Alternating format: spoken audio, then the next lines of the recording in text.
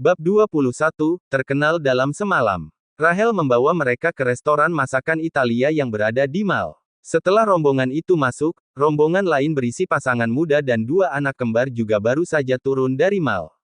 Zoe terus merengek bahwa ia ingin makan di KFC yang ada di mall ini seperti yang selama ini temannya ceritakan. Lani dan Aaron tidak pernah mengizinkan anaknya untuk makan makanan cepat saji, jadi si kembar memanfaatkan ketidakhadiran orang tuanya agar Suri bisa membawanya makan ayam Kentucky. Kenapa kamu menyetujui ajakan mereka untuk makan KFC? Bagaimana jika kedua orang tua mereka tahu lalu menyalahkan kita? Tanya Suri khawatir. Tidak ada salahnya makan junk food sesekali. Jika kedua orang tuanya tidak puas maka itu salah mereka sendiri karena menitipkan anaknya padaku. 4 orang itu masuk ke gerai KFC sementara di restoran Italia Rahel telah memesan banyak makanan hanya untuk memberikan kesan baik pada Markus. Aku harap kekasih Anda tidak akan cemburu jika tahu kalau kita makan bersama. Rahel sengaja melempar perkataan itu untuk memastikan bahwa Markus tidak sedang menjalin hubungan. Aku tidak memiliki kekasih. Rahel tersenyum mendengar itu, dengan ketampanan dan karir yang Anda miliki, aku yakin banyak wanita yang akan melemparkan dirinya pada Anda. Aku hanya belum tertarik untuk saat ini. Harapan tumbuh semakin dalam di hati Rahel, tanpa ada pesaing akan mudah untuk membuat pria ini berada di telapak tangannya. Sebenarnya jika Markus memiliki seorang kekasih ia juga tak akan mundur dan yakin dengan pesona dirinya yang bisa membuat Markus berpaling. Bolehkah aku memanggil Anda dengan menggunakan nama? Tanya Rahel pada Markus ketika mereka akan mulai makan. Markus mengangguk, tidak masalah. Sepanjang makan berlangsung, Rahel membawa dirinya dengan sangat baik. Ia tidak terlalu menonjolkan diri untuk terlalu mengejar Markus karena dia tahu bahwa pria dewasa dengan karakter dingin seperti dia tidak menyukai wanita yang terlalu lengket. Maaf, aku harus segera pergi lebih dulu. Terima kasih atas traktirannya Nona Rahel. Kamu bisa memanggilku dengan Rahel saja. Wanita itu berdiri dari tempat duduknya untuk mengantarkan kepergian Markus. Baiklah Rahel, kalau begitu sampai bertemu lagi. Rahel berada di awan 9 saat Markus seolah mengisyaratkan pada dirinya bahwa mereka akan bertemu lagi. Cukup bagus, sepertinya ia mulai tertarik padaku. Begitu Markus keluar dari ruang pribadi ia segera menarik nafas dalam-dalam. Di samping pintu ada Louis yang sudah berdiri tegap untuk menunggunya. Pria itu telah berkali-kali menguap karena merasa bosan. Bagaimana kamu bisa tahan makan dengan wanita bermuka dua seperti itu, ejek Louis. Jika bukan karena orang yang kamu anggap raja itu, maka aku tidak akan terjebak dengan wanita seperti tadi. Wajah Markus begitu masam, ia segera mengeluarkan rokok di sakunya untuk mengurangi rasa kesalnya. Ia sebenarnya bukan perokok berat dan hanya akan merokok saat dalam suasana hati yang buruk. Wajahnya semakin gelap saat melewati depan gerai KFC dan melihat wajah bahagia bosnya yang tengah bercengkerama dengan wanita yang ia sukai dan dua keponakannya. Di dalam KFC, Zoe menarik tangan Suri dan berbisik bahwa ia ingin pergi ke toilet.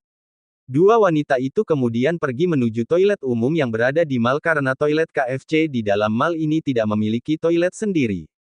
Saat Suri selesai mengantarkan Zoe dan akan kembali, mereka tak sengaja bersisipan dengan Rahel yang baru saja keluar dari restoran Italia. Suri, apakah itu kamu? Apakah kamu sekarang bekerja paruh waktu juga sebagai pengasuh anak? Tanya Rahel dengan suara yang mengejek. Itu bukan urusanmu. Jawab Suri dingin. Suri, jika kamu tertarik berganti pekerjaan bagaimana jika kamu menjadi asistenku? Aku baru saja secara resmi menjadi duta produk luksuri dan akan semakin sibuk sekarang, jadi aku akan membutuhkan lebih dari satu asisten. Tentu saja aku akan memberikan gaji yang kayak mengingat kita pernah menjadi saudara. Suri tahu Rahel hanya sedang memamerkan pencapaian dirinya sebagai brand ambassador. Bahkan jika Rahel benar memberikan ia pekerjaan, Suri tak akan dengan bodoh mengambil umpan itu karena yakin bahwa Rahel hanya akan menjadikan dirinya budak. Suri, aku tahu kamu dulu diajari oleh pelatih biola terkenal dan aku tahu permainan biolamu sangat bagus. Tapi tetap saja, tidak akan pernah ada panggung untuk seorang anak mantan koruptor. Saat Rahel tertawa dengan puas, kaki kecil menginjak kaki Rahel dengan keras hingga membuat ia memekik kesakitan. Ketika ia melihat anak kecil di sebelah Suri adalah pelakunya ia melemparkan tatapan belati pada Zoe. Itu pantas kamu dapatkan dasar orang jahat. Wajah Rahel memerah, kau. Tangan Rahel telah terangkat tinggi dan akan memukul Zoe. Suri yang tahu hendak menarik tubuh Zoe menjauh namun ia tidak lebih cepat dari gerakan jarum yang melayang dari jam tangan Zoe. Rahel memekik kesakitan ketika 3 jarum melayang menembus telapak tangannya, tusukan jarum itu menciptakan sensasi mati rasa di tangan Rahel.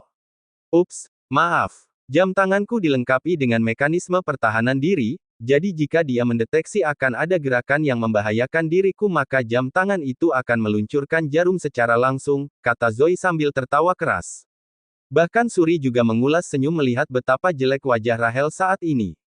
Rahel ingin memberikan pelajaran pada gadis ini lagi dengan memanggil keamanan namun dia tahu dari bagaimana jam tangan canggih gadis kecil itu, Rahel yakin bahwa ia pasti putri orang kaya yang berpengaruh dan akan berakibat panjang jika Rahel membuat masalah dengannya. Aku akan melepaskanmu kali ini bocah kecil, tapi sebagai gantinya aku akan membalas kekesalanku pada pengasuhmu. Rahel hanya bisa menatap kepergian Suri dan gadis kecil itu dengan mata menyipit. Pada malam hari Suri mulai tampil di depan Zack dan Zoe untuk konser mininya di depan si kembar dan juga paman mereka. Zoe memaksanya untuk mengenakan gaun panggung seolah ia tengah berada dalam pertunjukan sebenarnya. Lampu sengaja diredupkan sementara hanya ada sorot lampu yang tertuju pada Suri. Pusi rekam penampilannya dengan benar. Titah Zack pada robotnya. Pusi mengangguk dan mulai menyalakan perekaman. Tak lama kemudian Suri memainkan biolanya dengan indah dan memberikan tampilan terbaik karena ini adalah kali pertama ia melakukan konser mininya jadi dia tidak ingin mengecewakan penonton pertamanya. Pilih satu lagu yang bagus dari penampilannya lalu posting di media sosial. Buat postingan itu trending di media sosial, titah Dylan pada Zack. Dylan tahu bahwa Zack terlahir jenius seperti ayahnya. Di usianya yang masih anak-anak ia sudah menjadi seorang hacker yang hebat. Berapa banyak paman akan membayarku untuk pekerjaan ini? Dylan mengerutkan keningnya, kamu tidak kekurangan uang, apalagi yang masih kamu perlukan. Tanya Dylan dengan gigi terkatup. Aku ingin berlatih dengan paman Louis. Tapi dia tidak melatih anak-anak. Itu tugas paman untuk meyakinkannya, jawab Zack dengan menyilangkan kedua tangannya di dada. Selama ini Zack sudah mendengar kehebatan Louis, sudah sejak lama bocah itu ingin dilatih bela diri oleh Louis namun pria yang memiliki tinggi badan hampir 2 meter itu menolak Zack dengan mentah-mentah. Aku tidak melatih anak kecil. Itu menjatuhkan harga diriku sebagai mantan kepala klan. Tolak Louis tiap kali Zack memohon untuk jadi muridnya. Setelah berpikir sejenak Dylan mengangguk, baiklah aku akan membuatmu dilatih oleh Louis. Dua penonton pria di konser mini itu kini telah mencapai kesepakatan bisnis. Zack bekerja dengan cepat, kurang dari 1 jam setelah Suri menyelesaikan penampilannya, salah satu videonya yang memainkan biola telah menjadi trending di dunia maya hingga menjadi pencarian populer. Banyak netizen memuji keterampilan biola Suri yang lebih baik daripada Rahel. Hari berikutnya ketika Rahel terbangun dan melihat berita itu ia mencengkeram ponselnya hingga jari-jarinya memutih. Sial, kenapa gadis itu bisa terkenal dalam waktu semalam? Rahel tidak tinggal diam, ia tidak suka Suri menjadi terkenal. Ia kemudian menelepon jasa buzzer untuk menyerang video itu dengan komentar jahat namun rencananya gagal. Komentar jahat justru diserang oleh banyak akun lain. Kesal usahanya tidak berhasil Rahel membanting ponselnya ke lantai hingga pecah. Tidak Rahel, kamu jangan terbawa emosi. Lagi pula aku telah menjadi brand ambassador luxury. Setelah ini berita tentang Suri akan tenggelam digantikan oleh semua berita tentang diriku. Rahel merasa tenang dengan hanya membayangkan bahwa tak lama lagi ia akan melihat iklan dirinya berada di mana-mana begitu juga foto dirinya yang akan memenuhi reklame di sepanjang jalan dan gedung. Rahel segera mengumumkan bahwa dirinya telah secara resmi menjadi brand ambassador dari luxury dan telah menandatangani kontrak sebagai brand ambassador produk premium mereka. Di pagi hari ketika bangun Suri terkejut ketika ponselnya dipenuhi oleh ucapan selamat dari temannya karena menjadi terkenal dalam semalam. Suri baru menyadari maksud ucapan selamat itu setelah memeriksa berita trending di mana video penampilan dirinya semalam telah ditonton jutaan orang dalam semalam dan mendapatkan banyak komentar pujian. Ia kini mendapatkan sebutan Dewi Biola. Siapa yang memposting video ini? Apakah si kembar ataukah Dylan? Saat memikirkan nama terakhir tadi rasa hangat membanjiri hati Suri. Wanita itu tanpa sadar menarik bibirnya menjadi senyum yang menawan. Beberapa saat kemudian ponsel Suri berdering, seorang wanita di ujung telepon yang tak lain adalah sekretaris Markus mengatakan bahwa mereka meminta Suri untuk menjadi brand ambassador produk luxury. Bukankah kalian sudah memilih Rahel untuk menjadi duta kalian? Kami memiliki dua produk yaitu premium dan produk standar yang menjangkau pembeli menengah ke bawah. Jadi kami membutuhkan dua brand ambassador dan kami belum memutuskan siapa di antara kalian yang akan mewakili produk premium kami. Jadi kami berencana akan menentukan hal itu dengan melakukan seleksi antara Anda dan Nona Rahel. Apakah Anda bersedia dengan tawaran kami? Suri tak berpikir panjang dan segera menjawab ia bersedia. Bahkan jika ia kalah dalam seleksi dan menjadi duta dari produk standar luxury, itu tetap akan memberikan ia pemasukan yang banyak dan juga namanya akan semakin dikenal. Siapa yang meneleponmu hingga wajahmu tampak bahagia? Tanya Dylan ketika menuruni tangga. Luxury meneleponku dan mengatakan mereka akan mengontrakku untuk menjadi brand ambassador mereka. Aku yakin sebagai perusahaan besar mereka tak akan pelit untuk pembayaran. Dylan menghela nafas panjang, apakah hanya ada uang dalam pikiranmu? Suri menggeleng, tentu saja tak hanya uang, jika aku berhasil menjadi brand ambassador luxury maka aku akan menjadi terkenal dan mengadakan konser biolaku sendiri suatu saat nanti. Melihat wajah bersemangat Suri, Dylan merasakan bahagia. Ia mengacak rambut Suri karena tak tahan dengan tingkahnya yang menggemaskan. Jangan mengelus rambutku seperti itu, aku bukan pusi. Keluh Suri, gerakan Dylan secara tanpa sadar membuat gadis itu menjadi gugup dan memerah. Lalu bagaimana aku harus menunjukkan dukunganku padamu? Bolehkah aku menciummu? Tanya Dylan dengan mendekatkan wajahnya ke arah Suri hingga wanita itu bisa merasakan embusan nafas Dylan. Wajah Suri semakin memerah, meski begitu ia dengan cepat mendapatkan ketenangannya kembali. Jangan harap. Dylan tertawa meski mendapatkan penolakan Suri. Ia sudah puas melihat wajah tersipu Suri yang menjelaskan bahwa wanita ini terpengaruh dengan ucapannya. Omong-omong, mereka masih akan mengadakan seleksi untuk memilih siapa di antara aku dan Rahel yang akan mewakili wajah dari produk premium mereka. Menurutmu apakah aku bisa mengalahkan Rahel? Suri tahu Rahel telah menjadi artis terkenal sejak lama dibanding dirinya yang menjadi artis dadakan dalam semalam, ia tahu Rahel memiliki basic penggemar yang banyak sejak lama. Peluang kemenangan Rahel jauh lebih besar namun hati kecil Suri tetap berharap bisa mengalahkan Rahel dan membuat wanita sombong itu kesal. Jangan khawatir, kamu akan menjadi pemenangnya. Yakin Dylan. Bab 22, Kemarahan Rahel. Hari berikutnya Rahel tiba di Luxury untuk melakukan pemotretan. Saat ia tengah menuju studio foto yang telah mereka buat di salah satu lantai di gedung ini, Rahel terkejut dengan kedatangan Suri dan Dylan yang juga ada di ruangan ini. Sejak kapan orang acak bisa masuk ke tempat pemotretan gambar apalagi ini di gedung Luxury? Keluh Rahel begitu ia masuk. Suaranya sangat lantang hingga semua yang ada di dalam ruangan menoleh padanya. Ia masih menyimpan kekesalan sejak video Suri menjadi trending di dunia maya. Dia bukan orang acak, tapi brand ambassador dari Luxury, jelas seorang manajer pemasaran. Alis Rahel menyatu saat mendengar itu, tidak mungkin, aku jelas brand ambassador di Luxury. Kemarin aku telah menandatangani kontrak, kenapa orang acak seperti dia kemudian datang ke sini dan menjadi brand ambassador? Apakah kalian sedang membuat lelucon? Luxury memiliki dua produk di pasaran, premium dan standar. Jadi tentu saja kami membutuhkan dua juru bicara yang berbeda untuk mewakili dua produk itu. Jadi dia akan mewakili produk untuk kalangan menengah. Perasaan kesal Rahel terangkat saat tahu bahwa Suri akan mewakili produk untuk menengah ke bawah sedangkan ia akan menjadi juru bicara untuk produk premium luxury.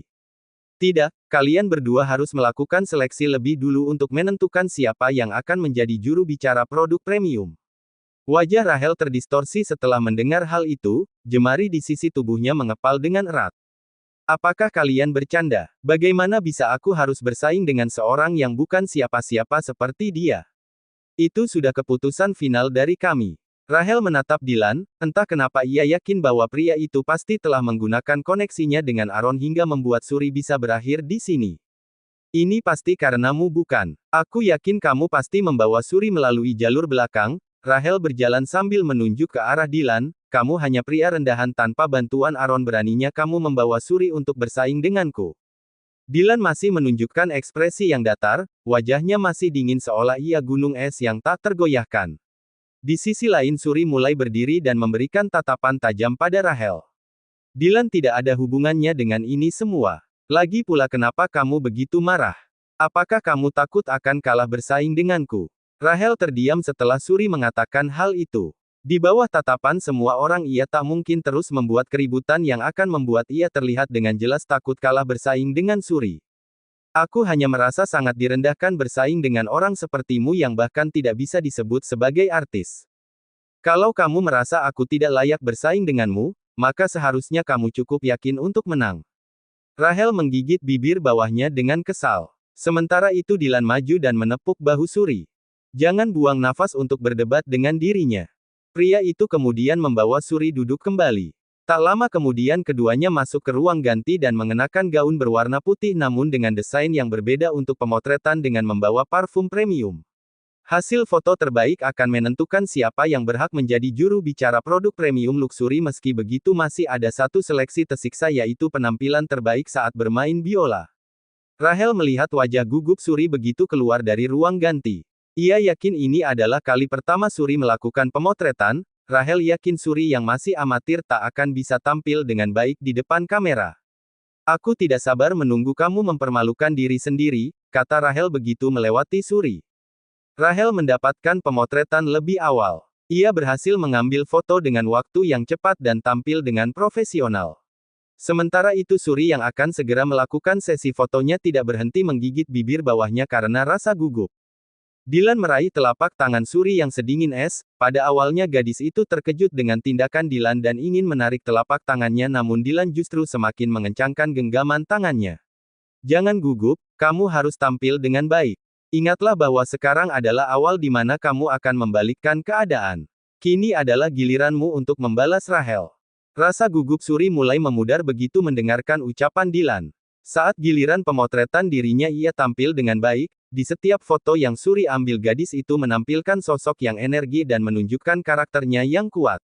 Berbeda dengan gaya foto Rahel sebelumnya yang menunjukkan sisi anggun dan elegan. Fotografer dan manajer pemasaran yang melihat hasil foto Suri mengulas senyum puas. Semula mereka juga merasa sedikit bertentangan saat pemula seperti Suri mendapatkan kesempatan untuk bersaing dengan profesional seperti Rahel.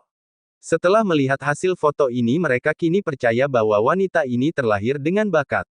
Rahel mengepalkan tinjunya saat melihat bagaimana reaksi puas semua orang pada hasil foto yang telah diambil Suri. Aku harus tenang, setidaknya masih ada seleksi bermain biola setelah ini. Aku yakin Markus dan para dewan direksi yang melakukan voting akan memilihku. Mereka hanya para pria sebagai makhluk visual, aku adalah artis ternama dan Suri hanya pemula yang amatir. Rahel meyakinkan dirinya sendiri, kini ia hanya bisa bergantung pada penampilan dirinya saat bermain biola nanti. 1 jam kemudian baik Suri dan Rahel menuju ruang konferensi di perusahaan luxury. Ada sebuah panggung kecil yang telah disiapkan di tengah untuk penampilan mereka sementara Markus dan 3 dewan direksi lain telah duduk di meja depan. Rahel mengulas senyum sebelum naik panggung, ia kemudian memberikan tatapan yang dalam pada Markus lalu mengangguk sambil menundukkan sedikit kepalanya yang dibalas dengan hal sama oleh Markus. Interaksi itu membuat dewan direksi lain mengambil kesimpulan bahwa presidir mereka memiliki kedekatan dengan Rahel. Kalian lihat itu. Kita harus memihak wanita itu. Jarang kita melihat Tuan Markus membalas sapaan wanita bukan, bisik salah satu dewan direksi pada 2 temannya. 3 pria parubaya itu akhirnya mencapai kesepakatan masing-masing. Segera penampilan biola Rahel dimulai. Itu adalah penampilan yang sangat bagus dan membuat semua pendengarnya terhanyut. Saat ini ponsel Markus tiba-tiba berdering dengan sebuah pesan dari pria yang duduk tak jauh di belakangnya. Dylan, beri nilai O. Katakan juga pada para juri di sebelahmu untuk memberi nilai buruk jika masih ingin bertahan di perusahaan. Markus membaca pesan itu dengan mata menyipit. Baik, aku akan memberikan dia angka O dengan 1 angka di depan angka 0 tadi. Dylan memberikan tatapan belati pada pria di depannya setelah membaca pesan itu. Markus bisa merasakan hawa dingin yang menjalari punggungnya. Aku ingat bisnis di Afrika tidak berjalan dengan baik. Mungkin sudah saatnya kamu menangani bisnis di sini selama beberapa bulan. Balasan itu membuat Markus mendengus, pria bajingan ini. Segera Markus menulis angka O di atas kertasnya lalu memfotonya dan mengirimkan pada Dylan. Tak hanya itu Markus yang telah melihat bahwa 3 pria di depannya menulis angka 10, ia segera menggeser kertasnya pada para pria di sebelahnya. Beri nilai jangan lebih dari ini. Kalian bisa menulis angka sama atau minus sebagai gantinya. Titah Markus dingin hingga membuat 3 orang itu tercengang. Meski begitu mereka segera mencoret angka 1 di kertas mereka dan menyisakan angka 0. Apa yang sudah dilakukan gadis ini hingga sudah menyinggung Tuan Markus? Bisik salah satu dari 3 pria itu. Mungkinkah ini berkaitan dengan cinta yang tak terbalas? Rahel memasuki nada terakhir permainan biolanya, ketika itu ia melihat Markus mengulas senyum ke arahnya. Hal itu cukup meyakinkan Rahel bahwa ia akan menang kali ini. Setelah penampilan Rahel selesai kini giliran Suri tampil. Penampilan dan pembawaannya jauh lebih bagus dari Rahel, ia memainkan dengan pembawaan diri yang bagus dan setiap nada yang keluar dari biolanya bisa membuat orang terhanyut dan tanpa sadar menutup mata sambil mendengarkan lagu itu dengan hikmat. Ini sama dengan konsep yang kita cari dari iklan kita. Seorang musisi yang bermain musik lalu penampilannya yang bagus mengeluarkan keharuman dari parfum kita yang membius, puji salah satu dewan direksi saat melihat Markus menulis angka 100. Pria itu kini yakin bahwa wanita ini mungkin adalah tipe yang disukai oleh bos mereka. Aku rasa kalian harus tahu memberi ia nilai berapa. Pria itu mengangguk, tentu saja kaki tahu. Setelah penampilan keduanya, Markus mengumumkan bahwa Suri terpilih untuk menjadi duta produk premium mereka dan Luxury akan secara khusus membantu Suri untuk semua kebutuhan promosi dirinya di dunia showbiz. Luxury akan secara resmi menjadi sponsor Suri dan wanita ini akan menjadi wajah produk mereka di mana ia akan mengenakan produk kecantikan premium dan juga parfum premium milik Luxury. Wajah Rahel mendung begitu mendengar keputusan itu. Ia benci kalah dari Suri dan kini membuat ia hanya menjadi brand ambassador untuk produk kelas menengah ke bawah Luxury. Ia telah menyebarkan di media sosialnya dan juga banyak orang bahwa ia adalah brand ambassador produk terpilih namun jika mereka tahu bahwa ia kalah dari seorang pemula maka Suri tak akan memiliki wajah lagi. Rahel menghampiri Markus, bolehkah aku tahu apa yang kurang dari penampilanku sehingga kamu tak memilihku? Penampilanmu bagus, hanya saja karakter yang kami cari dari produk baru yang akan kami luncurkan adalah yang ada pada penampilan Suri. Markus kemudian melangkah pergi dengan kaki panjangnya, sementara gadis di belakangnya menggigit bibir bawahnya dengan kesal. Katakan pada mereka aku mundur untuk menjadi brand ambassador produk kelas standar mereka. Kata Rahel pada manajernya. Wajah manajer wanita itu pucat, kita tidak bisa melakukan hal itu. Baru saja aku membaca lagi klausul surat kontrak perjanjian yang telah kita tanda tangani kemarin bahwa jika kita membatalkan kontrak secara sepihak atau membuat citra buruk yang mencoreng perusahaan maka kita harus membayar denda $1 juta. Apa? Pekik Rahel. Ia merasa seperti ditipu setelah mendengar besaran jumlah denda yang harus ia terima jika membatalkan perjanjian. Sementara itu ia tidak tahan membayangkan dirinya yang harus menelan rasa malu karena kalah dari pemula. Bab 23, Pertarungan di Jalan. Sementara Rahel merasa dunianya runtuh, Suri meledak dengan kebahagiaan. Sudah kukatakan bahwa kamu pasti akan terpilih bukan? Suri tersenyum pada Dylan, terima kasih, aku akan mentraktirmu makanan enak begitu gaji pertamaku dari mereka keluar. Terlalu lama, aku sudah lapar sekarang. Apakah kamu tidak bisa mentraktirku sekarang saja? Protes Dylan. Suri kemudian sadar bahwa pria ini telah menemani dirinya dari pagi hingga sore hari. Mereka juga melewatkan makan siang karena jadwal seleksi yang padat. Kini Suri juga merasakan perutnya mulai menggerutu. Baiklah, mari kita makan siang. Tapi aku tidak bisa mentraktirmu dengan makanan yang mahal kali ini, tapi aku akan mentraktirmu ke kedai mie enak yang menjadi langgananku di kota ini. Dylan mengangguk setuju, mereka kemudian berkendara menuju ke tempat yang tak jauh dari pemukiman lama Suri. Di tengah perjalanan Dylan merasakan ada satu mobil yang terus membuntuti dirinya. Mata pria itu berubah menjadi waspada dalam sekejap. Ia segera mengirim pesan berisi lokasi dirinya pada Louis. Seseorang mengikuti mobilku, singkirkan tanpa membuat keributan. Dylan sengaja mengirim pesan agar tidak menimbulkan kekhawatiran Suri. Setelah mengirim pesan itu Dylan meletakkan kembali ponselnya. Meski begitu ia telah memasang earphone di telinganya kanannya. Kenapa kamu masih menggunakan ponsel saat mengemudi? Keluh Suri. Aku sedang mendengarkan radio untuk melihat apakah ada kemacetan yang terjadi di jalur yang akan kita lewati. Sementara itu saat Louis menerima pesan itu ia menggaruk kepalanya dengan tak berdaya. Ia memang telah belajar untuk menggunakan gadget selama 1 tahun ini, namun karena ia telah menjadi manusia primitif selama bertahun-tahun dia mengalami banyak kesulitan. Apa kamu mengerti di mana posisi bot kita berada? Tanya Louis pada Dani anak buahnya. Pria itu mengangguk, Kita bisa mendapatkan pembaruan di mana posisi Tuan Dylan dengan melihat pergerakan mobilnya di peta. Kalau begitu siapkan mobil dan ayo kita singkirkan tikus kecil ini. Louis masih belum bisa mengendarai mobil, sejauh ini dia hanya bisa mengendarai motor yang jauh lebih mudah baginya untuk dipahami. Jadi dia membutuhkan bantuan Danny untuk mengemudi. Danny segera memacu mobil, tak butuh waktu lama baginya untuk menemukan mobil Range Rover Dylan yang berada di tengah jalan raya. Di belakangnya ada mobil hitam terus mengikuti mobil Dylan. Bos, kami sudah berada di belakang Anda. Bawa dia ke jalur yang tidak ramai, kamu akan menanganinya setelah itu. Dylan kemudian mengambil arah lain yang tidak banyak kendaraan. Kamu mengambil jalan yang salah, protes Suri. Di depan ada kecelakaan dan sedang dilakukan evakuasi jadi ada kemacetan panjang. Lebih baik kita mengambil jalan memutar. Suri mengangguk dan tak lagi protes, kalau begitu aku akan tidur. Bangunkan aku begitu kita sampai nanti. Baik, istirahatlah. Suri mengatur posisi nyaman kemudian memejamkan mata, tak lama kemudian ia merasakan sebuah jaket hangat menyelimuti tubuhnya. Jaket itu memiliki aroma maskulin yang memenangkan, anehnya Suri tertidur dengan cepat setelah aroma ini menyelimuti dirinya. Setelah Suri tertidur Dylan menatap mobil di belakangnya yang masih membuntuti. Ia kini mulai menuju jalanan yang lebih sepi kemudian memperlambat kecepatan tak lama kemudian dia melihat mobil tadi sudah dihadang oleh mobil Danny dan Louis yang memblokir jalannya. Baru kemudian Dylan memacu kembali mobilnya menuju tujuan awal. Di jalan raya, Louis mulai keluar dari mobil bersama dengan Danny. Wajah Louis begitu dingin seolah bisa membekukan apa yang ia lihat. Pria itu mengetik jendela pintu kemudi, tak lama kemudian pria dengan kacamata hitam tebal menurunkan jendelanya. Apa yang bisa aku bantu? Tanya Lukas. Bekas luka di matanya tertutup oleh kacamata hitam yang besar. Keluar, titah Louis dingin. Sementara itu Danny yang tahu bahwa kekuatan fisiknya tak akan berguna mulai merekam video di ponselnya sambil menghirup rokok. Lukas keluar dari mobilnya, dua pria itu memiliki tinggi yang hampir sama namun tubuh Louis sedikit lebih besar dan berotot dibanding Lukas. Kenapa kamu mengikuti mobil di depan? Ini jalanan umum. Kurasa tak hanya aku yang melewati jalan ini, kenapa menurutmu aku mengikuti mobil di depan?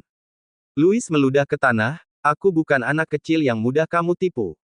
Jawab apa motifmu atau kamu ingin agar kami membawamu secara paksa untuk diinterogasi dengan cara kami di markas? Tidak ada motif. Jawab Lukas dengan wajah arogan. Louis mengarahkan tinjunya dengan cepat namun Lukas berhasil menghindar, tinju Louis mendarat di bodi mobil hingga membuatnya remuk. Mata Lukas menyipit saat melihat bagaimana kekuatan tinju Louis yang meninggalkan jejak di mobilnya. Jika tinju itu mendarat di wajahnya maka sudah bisa dipastikan rahangnya akan remuk. Tatapan Lukas kemudian tertuju pada kepalan tangan Louis yang masih tetap utuh bahkan setelah mendarat pada benda keras. Tak ada jejak luka atau memar, jemari itu masih baik-baik saja. Sial, sepertinya ia bukan lawan yang bisa kuremehkan, batin Lukas. Dua pria itu mulai terlibat pertarungan, Lukas mampu menahan beberapa kali serangan Louis namun kali ini ketika kaki panjang pria itu menendang ke arah Lukas dan mengenai dadanya. Lukas mundur beberapa langkah sambil merasakan sengatan nyeri yang menyakitkan di dadanya. Kaca mata Lukas jatuh ke tanah, kini bekas luka di matanya bisa terlihat dengan jelas. Tak lama kemudian seseorang yang tengah mengendarai motor dengan kecepatan tinggi datang dengan membombardir tembakan hingga membuat Louis segera mencari perlindungan begitu juga Danny. Setelah itu motor berhenti tepat di dekat Lukas, pria itu naik ke motor kemudian melesat pergi dengan kecepatan tinggi. Sial, kita kehilangan dia. Maki Louis, kenapa kamu tidak mengeluarkan pistol di mobil? Maki Louis pada Danny. Semua terjadi begitu cepat, aku juga tak mengira ini akan berakhir dengan pertempuran bersenjata. Louis segera menghubungi Dylan, bos kita kehilangan dia setelah seorang datang dengan senjata api lalu membawanya pergi. Meski begitu aku tahu bahwa dia memiliki bekas luka di salah satu matanya. Dylan terdiam setelah mendengar hal itu jemarinya mengencang dengan erat di kemudi. Apakah itu pria yang sama dengan pengawal Kelvin? Iya bos. Baiklah, kalian bisa kembali. Setelah memutuskan panggilan, Dylan menaruh earphone-nya kembali. Ada tatapan badai di matanya meski begitu tatapan itu berubah menjadi kelembutan saat menatap wanita yang tertidur di sebelahnya. Mereka baru saja tiba di depan kedai yang Suri ingin datangi namun wanita itu masih terlelap dalam tidur. Dylan tak ingin membangunkannya, dia ingin menatap wajah tenang gadis ini saat tertidur lebih lama lagi. Aku ingin hidup tenang bersamanya, tapi sebelum itu aku harus menyingkirkan orang-orang yang mengincarku, batin Dilan sambil menatap Suri yang tertidur lelap. Bab 24, Dua Pria Kekanakan. Suri terbangun saat ia merasakan ada jari hangat yang menyentuh wajahnya. Gerakan itu sebenarnya sangat ringan namun entah kenapa itu menjadi sentuhan berbulu yang membuat wanita itu perlahan membuka matanya. Bulu mata lentik wanita itu berkibar dan mata jernihnya yang berkabut kemudian mendapati wajah seorang pria tepat berada di depannya. Ada rambut yang jatuh di keningmu, aku hanya membantu untuk menyelipkannya di telinga agar rambut itu tidak mengganggu tidurmu, jawab pria yang sudah tertangkap basah tengah membelai wajah Suri. Suri tidak meragukan perkataan Dilan, hanya saja posisi wajah Dilan yang masih terus di depan dirinya hingga ia bisa merasakan embusan nafas Dilan di kulit wajahnya. Posisi canggung itu membuat wajah Suri memerah dalam sekejap. Kita sudah sampai. Kenapa kamu tidak membangunkanku? Tanya Suri dengan gugup. Dilan mengulas senyum saat melihat mata Suri yang tampak seperti seekor hewan kecil saat menghadapi pemangsanya. Kamu tidur terlalu nyenyak hingga aku tak tega untuk membangunkanmu. Dilan masih belum menarik tubuhnya yang begitu condong ke arah Suri. Wanita itu kemudian mendorong tubuh Dilan namun tangannya justru mendarat ke dada bidang pria itu yang kencang. Jemarinya yang bersentuhan dengan dada itu segera mengalirkan aliran listrik yang membuat wajah Suri semakin merah tua, gadis itu bahkan tanpa sadar menelan ludahnya. Aku memiliki bentuk fisik yang baik di balik baju. Apakah kamu ingin melihatnya? Tanya Dilan dengan seringai yang nakal. Suri mengerucutkan bibirnya, ia segera mendorong tubuh Dilan dengan kencang, aku lapar, berhenti bermain-main. Mereka berdua turun dari mobil, saat sampai di depan kedai mereka bertemu dengan Matthew. Wajah pria itu cerah saat melihat Suri, namun ketika pandangannya sampai pada Dilan yang berada di sebelah Suri, tatapan pria itu menjadi dingin. Suri, aku baru saja akan menghubungimu untuk datang ke sini. Kedai mie ini sangat dekat dengan apartemen tempat tinggal Suri, Matthew tahu bahwa Suri akan datang jika tahu bahwa dirinya sudah ada di kedai mie ini daripada membuat janji lebih awal. Kalau begitu mari kita makan bersama. Semakin ramai juga lebih baik, ajak Suri tanpa memperhatikan emosi bertentangan Dilan dengan adanya peserta baru yang merusak makan berdua mereka. Bukankah kamu hanya mengajakku saja sebelumnya? Aku yang mentraktir bukan. Jadi jangan khawatir jika aku mengundang orang lain, kamu tak akan rugi apapun. Dilan melemparkan tatapan permusuhan pada Mayu namun pria itu justru tersenyum penuh kemenangan kemudian mengikuti langkah Suri yang masuk ke kedai lalu memilih tempat duduk tepat di sebelah Suri. Di kedai ini tiap mejanya memiliki 4 kursi di mana 2 kursi lain akan saling berhadapan.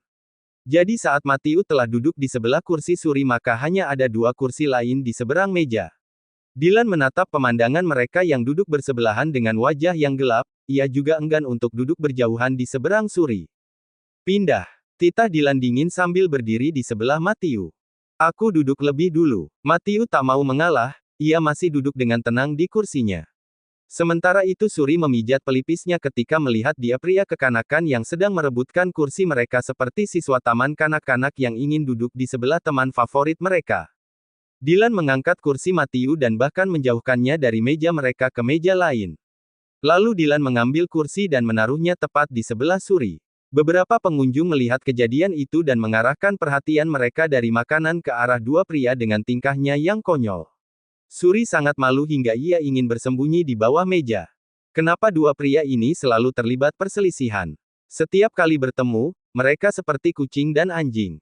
Dilan kini duduk di sebelah Suri dengan wajahnya yang penuh kemenangan sementara wajah Matthew semakin merah karena marah. Dia tak menyangka Dilan akan memiliki kekuatan untuk mengangkat tubuhnya beserta kursi tempat ia duduk, membuat ia terlihat kalah dalam hal kekuatan.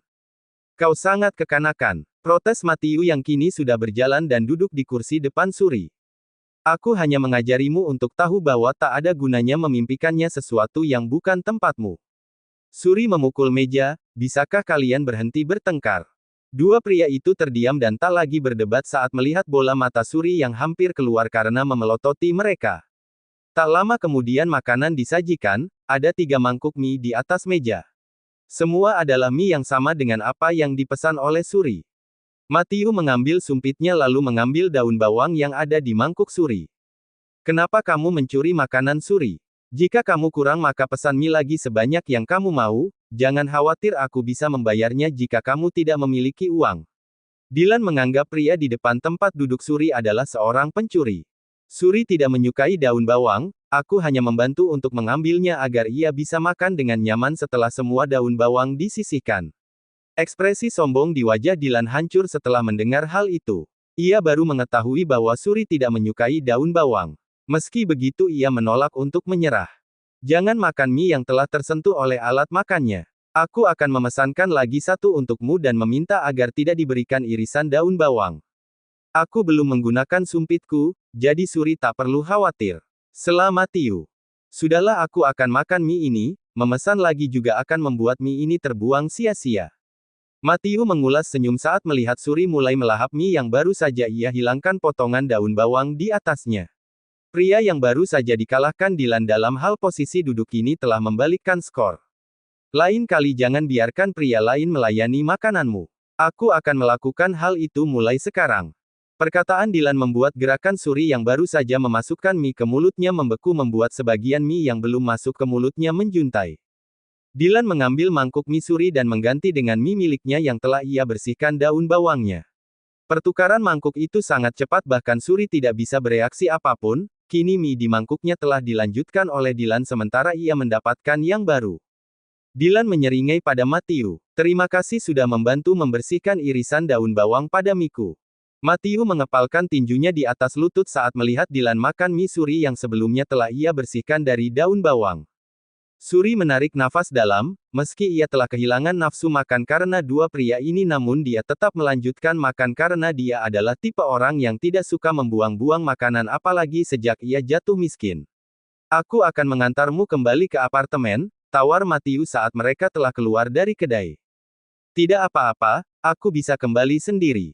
Suri sudah merasa sangat sesak dengan dua pria ini, ia tahu jika menerima tawaran dari Matiu makan Dylan juga akan membuat ulah dan semua akan menjadi persaingan baru yang tak terselesaikan. Suri, bukankah kamu telah berjanji akan tinggal di tempatku? Aku yakin kamu tidak perlu kembali ke apartemen untuk mengambil apapun karena aku telah menyiapkan semua kebutuhanmu di tempatku, kata Dylan dengan sengaja. Suri menegang saat mendengar perkataan Dylan yang terdengar begitu ambigu dan mudah disalahartikan. Bahkan kini Matiu menatap ke arah Suri dengan tatapan yang dalam seolah menanti penjelasan. Apakah kamu tinggal bersama Dylan sekarang? Dia sudah mulai tinggal di rumahku sejak kemarin, sahut Dylan. Aku bekerja sebagai pengasuh dua keponakannya di sana saat kedua orang tuanya pergi ke luar negeri, terang Suri.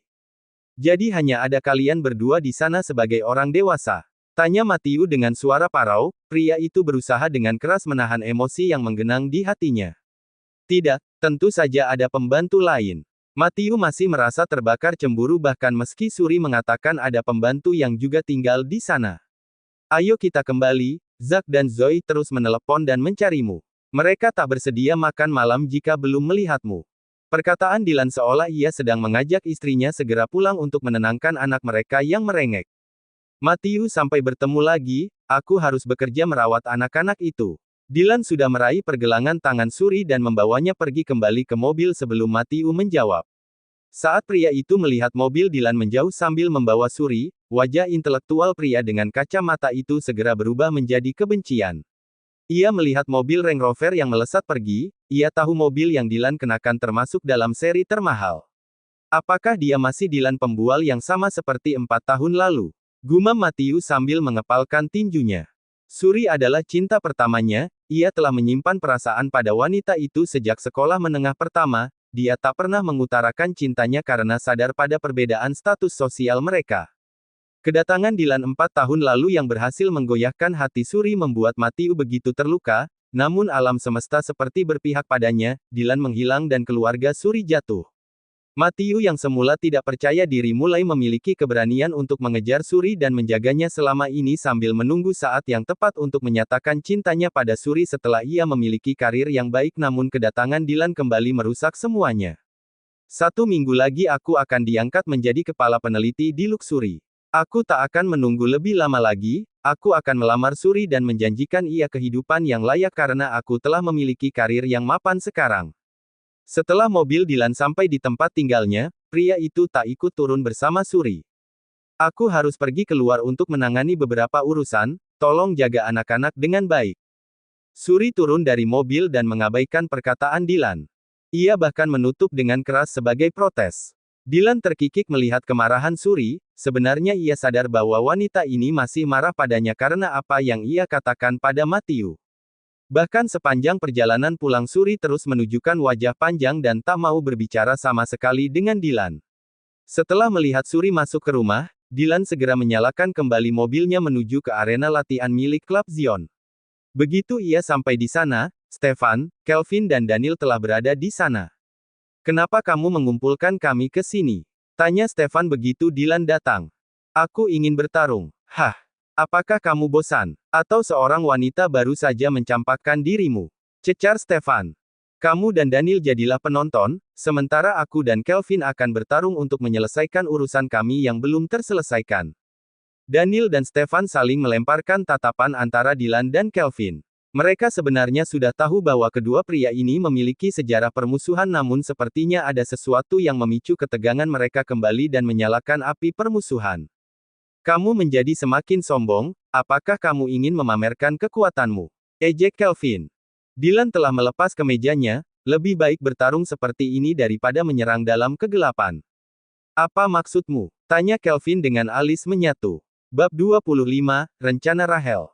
Stefan dan Daniel saling melemparkan pandang saat melihat suhu ruangan mulai jatuh ketika dua temannya saling melemparkan tatapan membunuh. "Haruskah kita menghubungi Gavin? Sebagai kapten dia pasti bisa melerai mereka jika hal buruk terjadi," bisik Stefan. Gavin telah masuk ke kepolisian dan menjadi kapten meneruskan karir ibunya. Pria itu mewarisi kekuatan ayahnya dan kecakapan ibunya, membuat ia bisa naik pangkat dengan cepat. Belakangan ia telah ditawari kenaikan pangkat untuk menjadi inspektur jenderal, namun pria itu menolak karena lebih suka menjadi kapten dan berhadapan langsung dengan penjahat alih-alih hanya menjadi sutradara di balik layar. Gavin sibuk mengurusi komplotan narkoba jaringan baru di kota ini. "Kurasa ia tak akan punya waktu untuk datang," jawab Daniel. Belakangan setelah kelompok mafia Wolf Grey dan Black Dragon memilih bisnis bersih, namun kini muncul kelompok misterius yang telah merajai bisnis peredaran narkoba yang mulai masuk ke kota Greenwood. Sementara itu Kelvin mulai melepaskan satu persatu kancing bajunya. "Entah siapa yang telah merusak suasana hatimu, tapi kamu datang padaku karena sentimen pribadi kita. Sepertinya kamu hanya ingin menjadikanku sebagai samsak tinju untuk melampiaskan kekesalanmu. Aku bukan pengecut, jadi aku tak akan menolak tantanganmu." Kelvin telah menunggu selama bertahun-tahun untuk bisa berharap dengan Dylan. Ia telah melatih kemampuan bela dirinya selama ini hanya untuk menjadi lebih baik dari Dylan. Meski ia tahu bahwa wanita yang ingin ia perlihatkan bahwa dirinya bisa lebih baik dari Dylan tak ada lagi di dunia ini. "Setelah kita menyelesaikan urusan pribadi satu sama lain, kuharap kamu tidak lagi menggunakan cara kotor untuk menyabotaseku." "Omong kosong apa yang kamu bicarakan? Aku tidak pernah menyabotasemu dengan trik kotor." Dylan mengamati wajah Kelvin, tampak jelas bahwa ekspresi keterkejutan di wajahnya menjelaskan bahwa ia bukan orang di balik pria misterius yang menyebabkan ia pernah hampir mati di samudra. Kelvin benar-benar tidak tahu ataukah dia sudah berubah menjadi pria yang pintar bersandiwara. "Di mana pengawalmu dengan bekas luka di matanya?" "Aku yakin ia tahu bisa menjelaskan di depan kita semua apa yang telah ia lakukan 4 tahun lalu padaku dan juga sore tadi saat membuntutiku." Kelvin tercengang setelah mendengar hal itu. Ia terdiam untuk beberapa saat ketika pikirannya mengembara. Dylan tidak mungkin berbohong tentang ini melihat betapa gigih wajahnya, namun jika itu benar maka Kelvin mulai curiga bahwa Lucas datang padanya dengan motif tertentu. "Jika kamu masih tidak percaya padaku, maka kamu bisa melihat apakah di dadanya memiliki memar atau tidak." Setelah percakapan itu, Kelvin mengenakan kembali kemejanya dan pergi begitu saja. Baru setelah itu Dylan juga percaya bahwa keterkejutan Kelvin menunjukkan bahwa Lucas tidak bertindak atas perintahnya. Daniel dan Stefan saling menyikut, jadi tontonan gulat yang akan kita saksikan berakhir begitu saja dengan perang mulut. "Apakah mereka pria atau dua wanita paruh baya?" bisik Stefan. Daniel memelototi pria yang telah bertunangan di sebelahnya. "Diam. Tidakkah kamu tahu bahwa perkataan Dylan mengisyaratkan bahwa ada seseorang yang sepertinya berusaha memperkeruh hubungan Kelvin dan Dylan?" Stefan terdiam setelah mendengar hal itu. Sementara itu Kelvin segera tiba di rumahnya, ia tenggelam dalam pikirannya saat duduk di ruang kerja. Tadi siang Lucas mengajukan cuti dan mengatakan bahwa ia memiliki kepentingan keluarga untuk dihadiri. Apakah Lukas benar mengikuti Dylan? Sepanjang malam Kelvin diliputi oleh perasaan kesal dan merasa bahwa Lukas telah memanfaatkan dirinya jika benar ia adalah pria yang seperti Dylan tuduhkan. Pagi hari berikutnya, Lukas telah datang ke rumah Kelvin untuk mulai bekerja. Dua pria itu kemudian menuju ke ruang latihan tepat di mana beberapa hari belakangan Kelvin meminta Lukas untuk melatihnya. "Bagaimana pertemuan keluargamu kemarin?" tanya Kelvin dengan mengamati wajah pria di depannya. "Berjalan dengan lancar," Lukas mengatakan dengan ekspresi datar dan tidak terjadi perubahan ekspresi apapun. Wajah pria itu masih dingin dan misterius. "Kamu tidak membuka bajumu. Bukankah kita akan berlatih?" tanya Kelvin saat melihat Lukas masih mengenakan kemeja hitamnya. "Aku bisa melatih dengan masih mengenakan baju. Bukalah bajumu." Titah Kelvin dingin saat ia merasa semakin curiga. Lukas membuka bajunya, segera memar keunguan berbentuk cetakan sepatu terlihat jelas di dadanya. Jemari Kelvin mengencang karena kini ia menyadari bahwa perkataan Dylan benar. "Jadi kamu benar-benar mengikuti Dylan kemarin. Tak hanya itu kejadian 4 tahun lalu saat Dylan menghilang, apakah itu perbuatanmu?" "Benar," jawab Lukas tanpa ragu atau berpikir lebih dulu seolah ia telah siap dengan pertanyaan ini. Sebuah tinju kemudian melayang menuju ke wajah Lukas. Pria yang sebenarnya bisa mengelek itu tetap tenang dan menerima pukulan dari Kelvin. "Jadi kamu datang menjadi pengawalku karena telah memiliki motif." Nafas Kelvin naik turun dengan wajahnya telah menghitam seperti mendung gelap berada di atas kepalanya. "Musuh dari musuh kita adalah teman. Aku tahu kamu berkonflik dengan Dylan dan aku juga memiliki dendam padanya." Pukulan kembali melayang mengenai wajah Lukas sekali lagi. Pria itu tetap tak bergeming dan menunjukkan ekspresi tabah seperti ia seorang prajurit yang tengah mendapatkan hukuman dari atasan. "Asal kamu tahu, aku paling benci dimanfaatkan. Bahkan jika kamu memiliki dendam dengan Dylan, aku tidak ingin kamu memanfaatkan identitasmu sebagai pengawalku dan membuat irisan di antara kami. Maaf, aku telah bertindak tanpa persetujuan Anda. Kalau begitu aku akan mengundurkan diri dan mulai berurusan dengan Dylan sendiri sama seperti dulu." Perkataan Lukas mengisyaratkan dengan jelas bahwa ia memiliki dendam pribadi dengan Dylan dan masih akan tetap melakukan pembalasan meski ia tidak mendapatkan aliansi lagi. "Bolehkah aku bertanya dendam apa yang kamu miliki dengan Dylan dan kenapa kamu datang padaku?" "Sasha adalah adikku. Aku membenci Dylan atas kematian adikku, bukankah kamu juga membencinya dengan alasan yang sama?"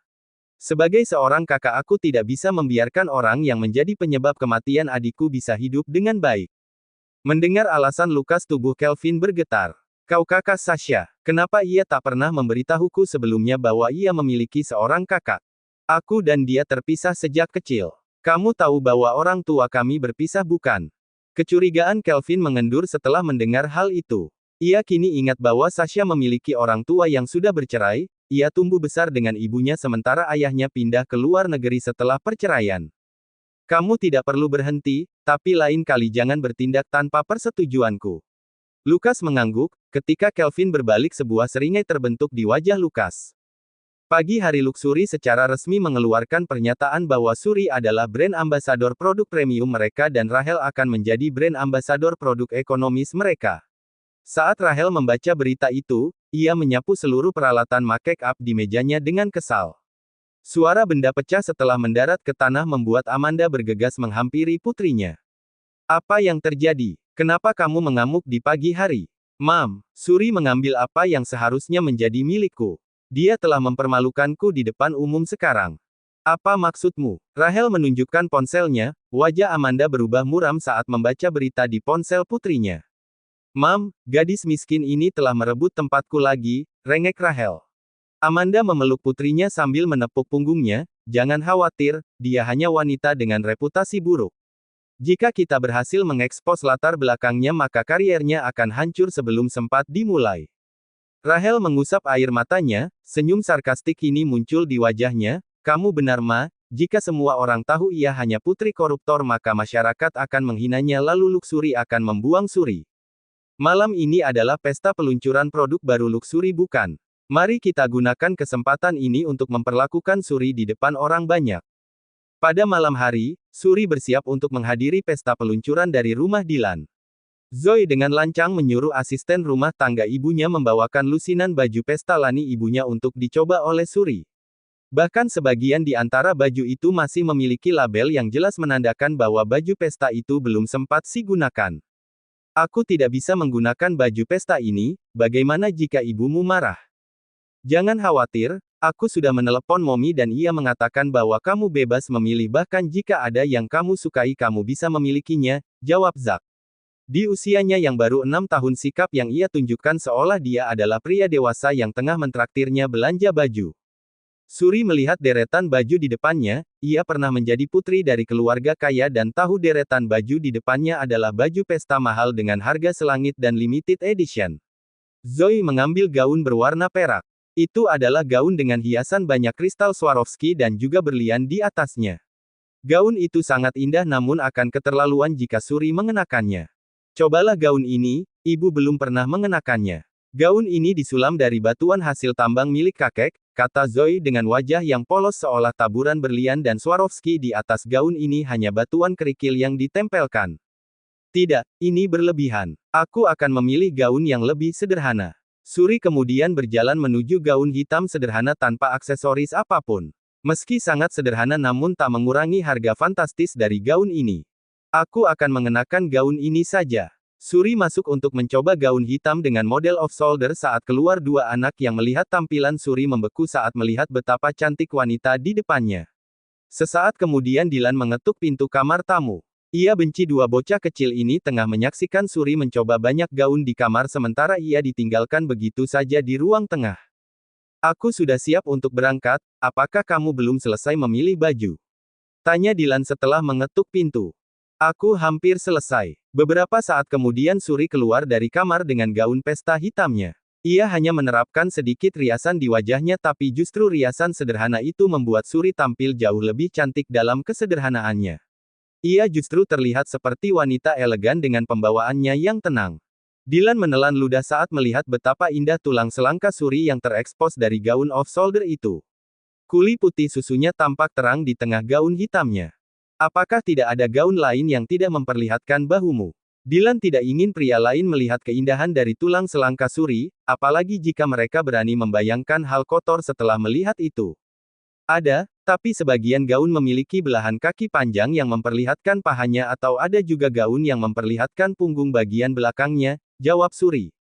Alis Dylan menyatu saat mendengar model gaun yang relatif terbuka itu. Cek, bagaimana Aaron bisa membiarkan istrinya mengenakan gaun terbuka seperti itu dengan sikapnya yang posesif itu?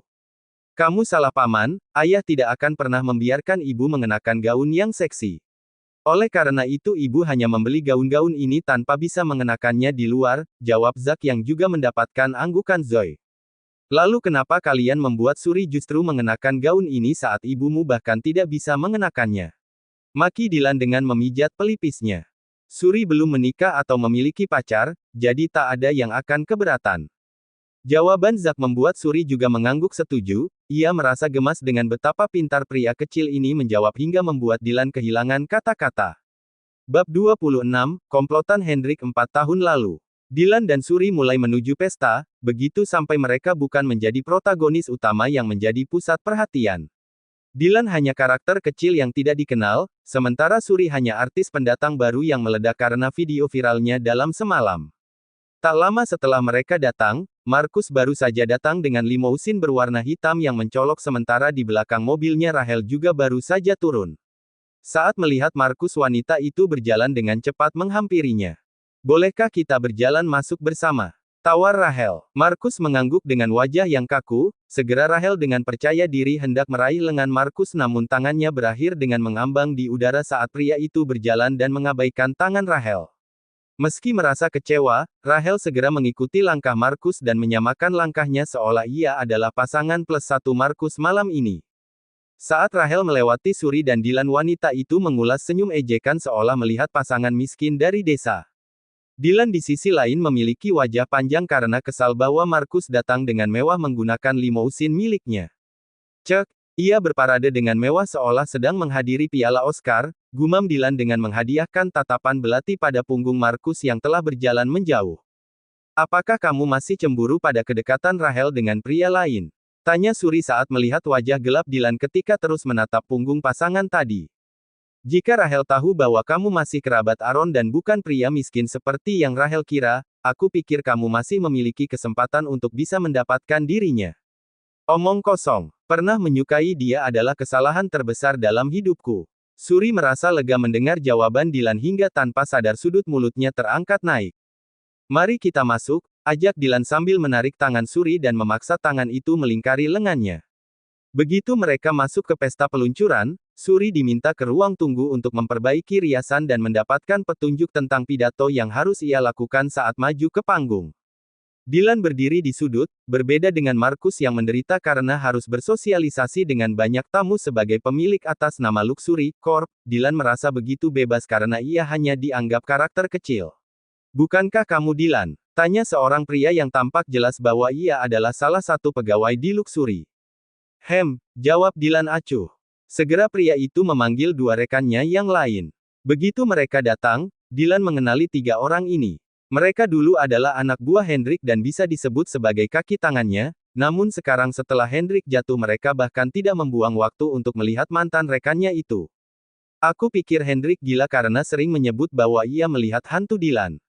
Siapa yang menduga bahwa kamu masih benar-benar hidup, kata Gideon. Pria ini dulu adalah anak buah Hendrik yang sering menjilat pria itu saat kehidupan Hendrik masih berada di puncak, tapi sejak pria itu jatuh Gideon adalah salah satu orang yang diam-diam senang karena ia menyimpan dendam atas perlakuan Hendrik yang selalu memerintah dirinya sesuka hati. Cukup hebat, kamu benar-benar bisa bertahan hidup. Jika saja pikiranku tidak jernih maka aku akan mengira telah melihat hantu, sahut teman Gideon lainnya. Mata Dylan menyipit saat menyapukan pandangannya pada tiga orang itu. Aku yakin Hendrik tidak menjebakku sendirian 4 tahun lalu, pasti ada kaki tangan yang membantunya. Aku terlalu fokus pada sutradara besar di belakangnya hingga lupa karakter kecil seperti mereka. Baguslah sekarang mangsa kecil ini datang secara sukarela. Kenapa kalian begitu terkejut aku hidup? Seolah kalian telah memastikan kematianku sebelumnya. Wajah tiga pria itu menegang namun Gideon segera mendapatkan ketenangannya kembali. Memang kenapa jika kami membantu Hendrik 4 tahun lalu, nyatanya tidak ada bukti dan saksi. Kami telah mendengar semuanya, bahwa kamu terlalu malu untuk bertahan hidup hingga akhirnya memilih untuk mati bunuh diri terjun ke laut. Oh, jawab Dylan sambil mengaduk anggur di tangannya dengan anggun, apakah kalian bekerja di Luxury? Tanya Dylan masih memiliki ekspresi wajah yang acuh. Iya, kami berada di posisi yang cukup bagus maka dari itu kami bisa menghadiri pesta peluncuran malam ini, karena karyawan biasa tak akan bisa mendapatkan undangan untuk pesta ini. Dylan menarik nafas dalam, sepertinya divisi sumber daya manusia di sini tidak bekerja dengan baik untuk proses rekrutmen. Alis Gideon menyatu saat mendengar hal itu, apakah kamu menghina kami tidak layak? Berani sekali kamu memberikan tatapan jijik sementara kamu hanya penyusup di pesta ini. Bagaimana kalian bisa mengambil kesimpulan bahwa aku hanya penyusup? Dylan kemudian mengambil langkah pergi namun lengannya diraih oleh Gideon, pergilah sebelum kami memanggil keamanan untuk menyeretmu pergi. Dua teman pria itu melambai pada keamanan berpakaian hitam dengan earphone kabel yang ada di salah satu telinga mereka. Pria dengan wajah dingin jas hitam itu berjalan ke arah mereka.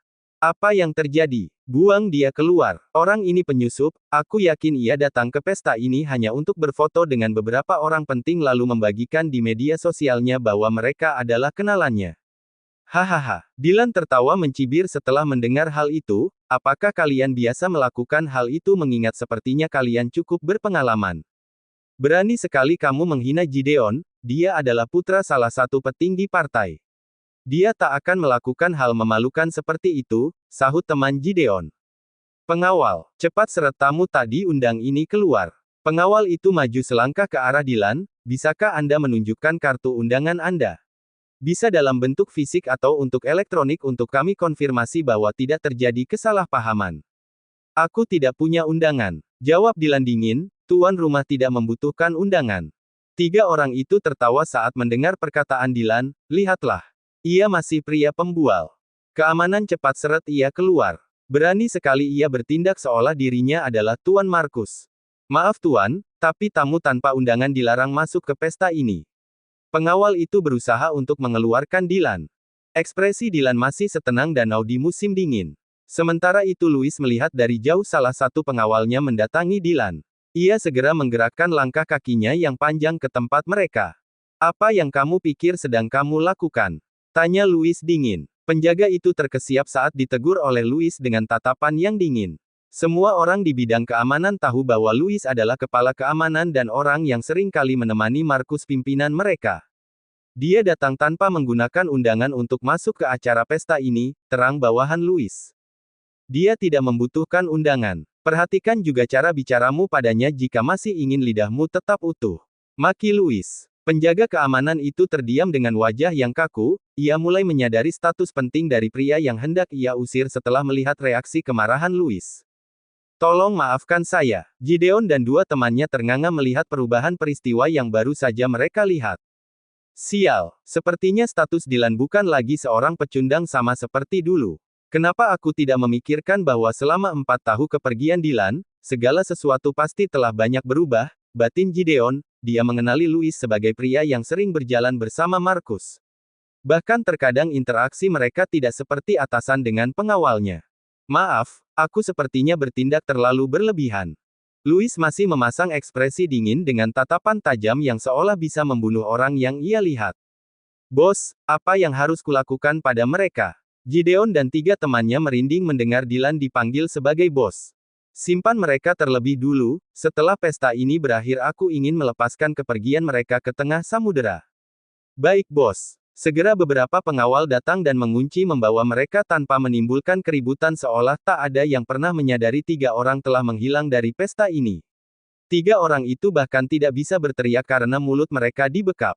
Di ruang ganti Suri mendapatkan giliran kedua mendapatkan riasan setelah Rahel. Wanita itu sengaja berlama-lama dan telus menyuruh make-up artis untuk mengulangi riasannya hanya untuk membuat Suri menunggu lebih lama untuk gilirannya. Perbaiki alisku. Ini sama sekali tidak sesuai antara kiri dan kanan. Aku tidak suka warna lipstik ini, ulangi. Warna eyeshadow ini membuat mata kau terlihat tua. Ganti. Entah sudah berapa kali Rahel sengaja membuat keributan untuk memperbaiki riasan wajahnya hingga membuat Mua itu bahkan menunjukkan wajah yang cemberut. Kenapa kamu mendengus? Apakah kamu mengeluh tentang permintaanku? Mua itu menggeleng, tidak tentu saja tidak, jawab wanita itu dengan tangan yang gemetar. Selain Rahel adalah bintang papan atas, ia adalah putri dari anggota dewan di pemerintahan. Kalau begitu lakukan yang terbaik untuk merias wajahku. Suri yang menatap keangkuhan Rahel hanya bisa melirik ke arah wanita itu dengan tajam. Nona Suri, apakah tidak masalah jika Anda menunggu sedikit lagi? Tanya Mua itu dengan wajah penyesalan. Sebenarnya aku baik-baik saja dengan riasan wajahku sekarang. Apakah tidak apa-apa jika aku tampil seperti ini saja?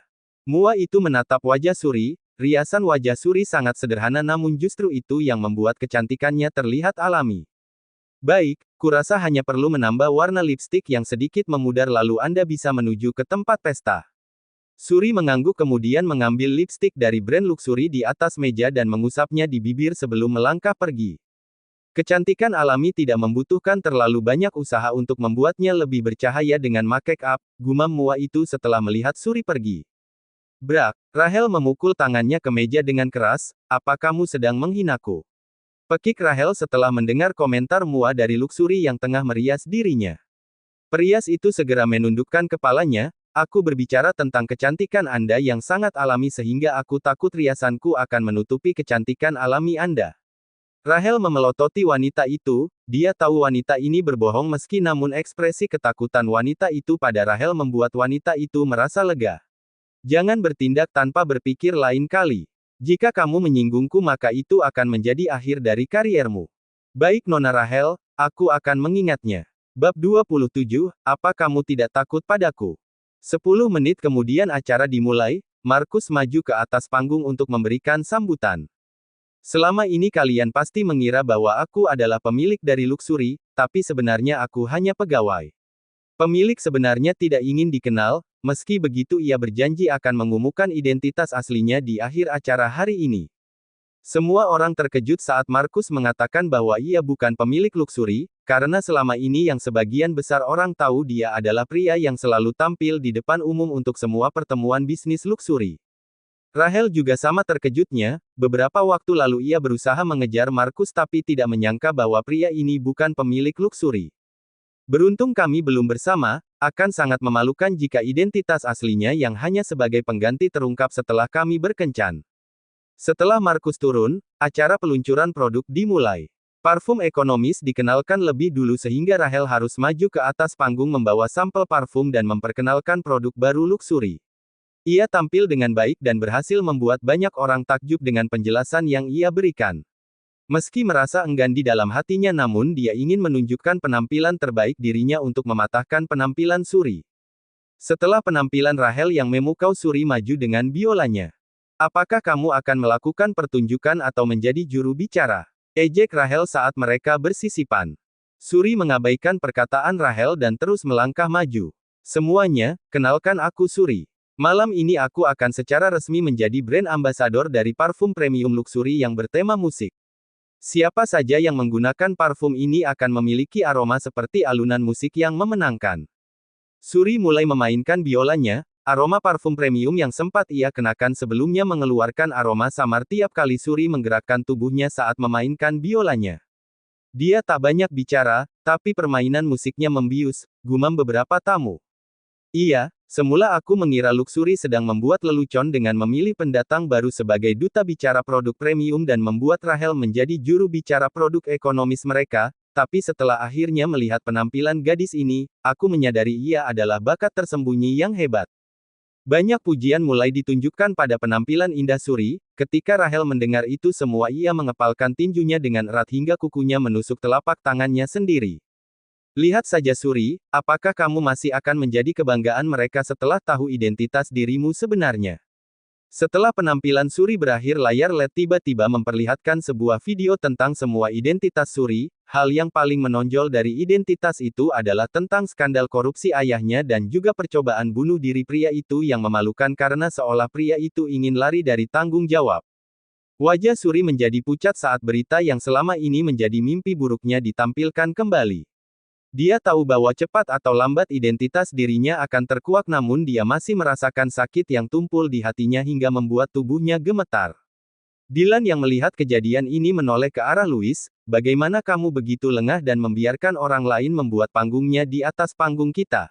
Maki Dylan pada Louis. Louis tertunduk, maaf bos. Aku akan menanganinya dan bertanggung jawab. Louis memiliki kelemahan pada hal yang berbau teknologi. Ia hanya bisa pasrah pada staf IT miliknya untuk mengatasi hal yang berbau teknologi. Dylan berjalan dengan wajahnya yang dingin, meski hanya karakter kecil yang tidak banyak orang tahu tapi ia memiliki aura yang kuat hanya dengan melihat ekspresi wajahnya, seolah pria itu telah ditakdirkan untuk menjadi pemimpin koloni. Dylan menarik Suri ke dalam pelukannya, ia membenamkan wajah gadis itu ke dada bidangnya. Dylan bisa merasakan tubuh Suri gemetar di dalam pelukannya, hal itu membuat wajah Dylan semakin gelap. Aku akan mencari tahu siapa orang yang menyabotase pesta ini. Siapa saja pelakunya, aku akan memastikan ia mendapatkan balasan yang layak. Dylan segera membawa Suri pergi dari pesta. Sementara itu kerumunan masih riuh dengan perubahan peristiwa. Markus segera maju ke panggung untuk menenangkan acara peluncuran produknya yang menjadi kacau. Tuan Markus, apakah Luxury masih akan menggunakan Suri sebagai brand ambassador mengingat ia memiliki latar belakang sebagai anak koruptor? Tanya beberapa wartawan yang ikut hadir dalam pesta. Tentu saja pertanyaan itu juga telah mewakili sebagian besar rasa penasaran banyak orang di pesta. Memecat Suri. Omong kosong. Dia adalah wanita bosku dan calon ibu pimpinan Luxury. Tentu saja aku tak akan memecatnya. Setelah menarik nafas Markus mulai mengatakan keputusannya, kami akan tetap mempertahankan Suri sebagai brand ambassador. Lagi pula ia tidak bisa memilih dilahirkan dengan orang tua seperti apa saat lahir ke dunia ini. Apakah Anda tidak takut Suri akan memberikan kerugian yang besar pada Luxury? Tidak, kami pasti bisa mengatasi krisis ini, lagi pula ia gadis yang berbakat dan aku yakin ia pasti tak akan mengecewakan kami. Luxury rugi. Omong kosong. Bisnis Luxury bukan hanya di kota ini, lalu dengan dukungan dari bisnis ayah, kakek dan bahkan kakak ipar Dylan mana bisa bisnis pria ini runtuh. Markus berbalik pergi, sementara sebagian orang mulai menyadari bahwa perubahan peristiwa telah membuat mereka kehilangan kesempatan untuk mengetahui siapa pemimpin Luxury yang misterius.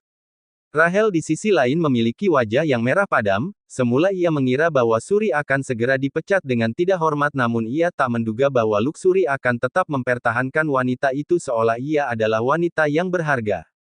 Dia memutuskan akan menyewa para troll di internet untuk menghancurkan nama Suri dan memastikan bahwa ia tak akan bisa menginjakkan kakinya lagi di dunia showbiz. Di luar, Dylan membawa Suri ke mobilnya dan memakainya sabuk pengaman. Wanita itu tidak menangis, namun Dylan bisa melihat usaha keras Suri untuk tetap terlihat kuat. Tempat seperti apa yang kamu ingin tuju saat dalam suasana hati yang buruk? Aku akan mengantarmu ke sana. Aku lelah, jawab Suri dengan nada tak bernyawa. Baiklah, aku akan mengantarmu pulang. Sepanjang perjalanan Suri hanya diam dan memalingkan wajahnya ke jendela. Dylan perlahan mengarahkan satu tangannya untuk menggenggam telapak tangan Suri yang terasa sedingin es hingga mereka tiba di mansion. Dylan menemani Suri hingga gadis itu masuk ke kamarnya. Pria itu merasa begitu frustrasi melihat sikap Suri yang hanya diam mematung. Ia lebih suka jika melihatnya menangis hingga ia bisa meminjamkan bahunya, atau lebih suka jika Suri mengumpat sebanyak mungkin untuk orang yang telah menghinanya, tapi ketenangan Suri saat ini membuat ia menjadi gelisah. Suri, tidakkah kamu ingin mengatakan sesuatu? Suri mengira bahwa Dylan membutuhkan penjelasan darinya, jadi ia segera menundukkan kepalanya sambil bergumam lirih, aku minta maaf, aku akan segera mengemasi barangku dan pergi dari sini. Kening Dylan mengerut setelah mendengar hal itu, bukan itu maksudku. Aku hanya merasa khawatir jika kamu hanya diam seperti ini hingga aku tidak tahu apa yang harus aku lakukan untuk menghiburmu. Suri mendongak kembali untuk menatap pria di depannya, apa kamu tidak takut padaku setelah mengetahui skandal ayahku? Tidak, bagiku kamu adalah kamu, aku tidak peduli latar belakang atau masa lalumu. Dylan sudah mengetahui tentang kejatuhan keluarga Suri, jika ia memiliki masalah tentang itu tentu saja ia tak akan mendekati Suri sejak awal. Kenapa kamu tidak memandang rendah diriku? Hati Suri goyah saat mendengar ucapan Dylan, meski begitu ia sangat takut untuk berharap terlalu jauh dari pria ini. Ia ingin tahu seperti apa dirinya di mata Dylan untuk mengetahui apakah ia perlu membuka diri ataukah membentengi dirinya sendiri untuk tidak bermimpi terlalu jauh. Ada dua alasan, satu karena kamu dulu juga tidak memandang rendah diriku saat aku jatuh ke titik terendah 4 tahun lalu, jawab Dylan, kemudian ia berhenti cukup lama dan tak melanjutkan alasan keduanya. Lalu yang kedua, tanya Suri penasaran. Untuk yang kedua, aku akan memberitahumu di saat yang tepat. Bab 28, tertangkap basah. Sebelum Suri menutup pintu kamarnya untuk beristirahat, Dylan menahan gagang pintu. Mandi dan tidur. Jangan melihat ponsel. Oke, Suri mengangguk, ia tahu apa yang dikhawatirkan Dylan jika ia membuka ponselnya. Selamat malam, kata Suri sebelum menutup pintu. Mimpi indah. Setelah Suri masuk ke kamarnya, Dylan menuju ke garasi mobilnya kemudian mengemudikan salah satu mobil sport miliknya menuju markas tersembunyi milik Black Dragon.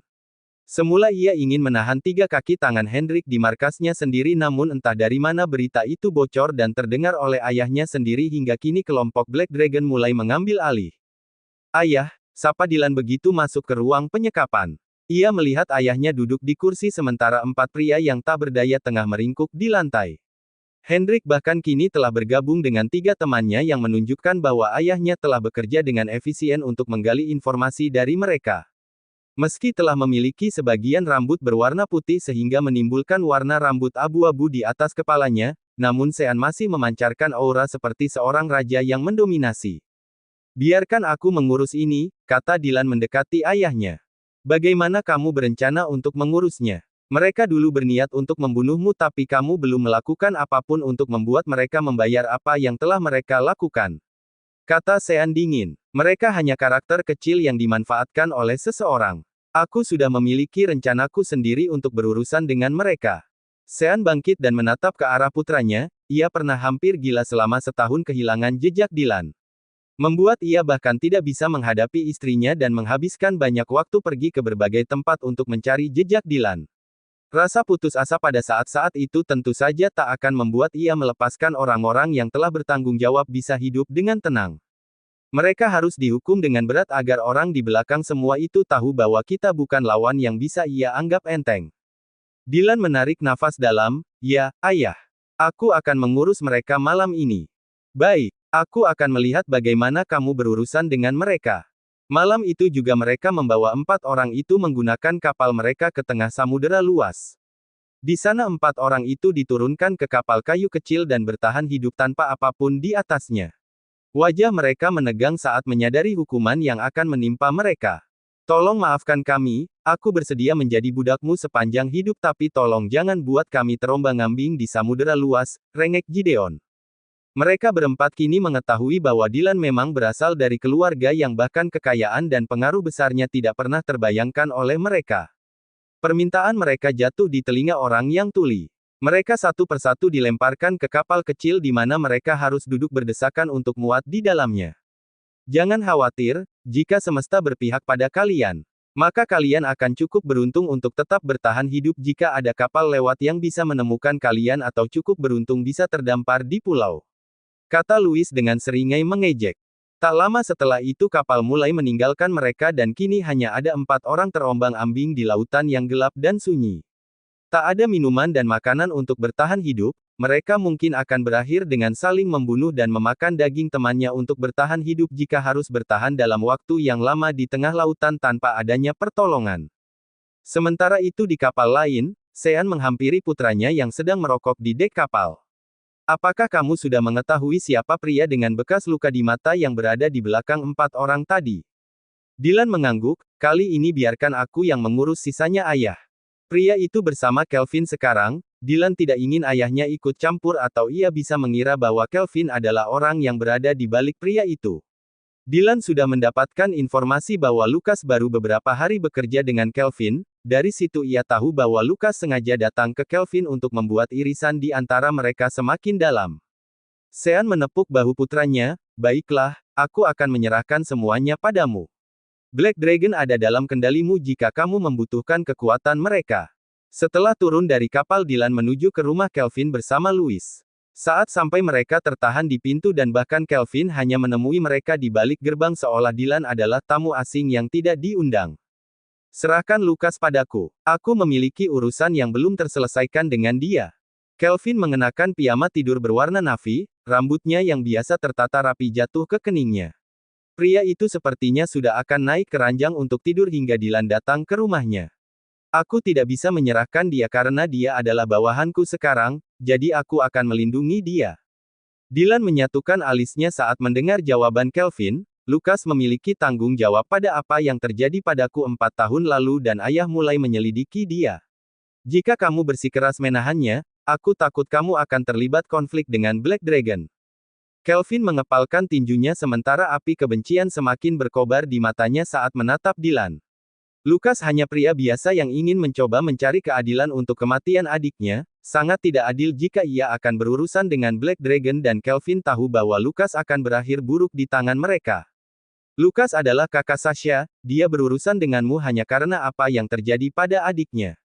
Sebagai satu-satunya saudara Sasha, aku akan melindungi dia.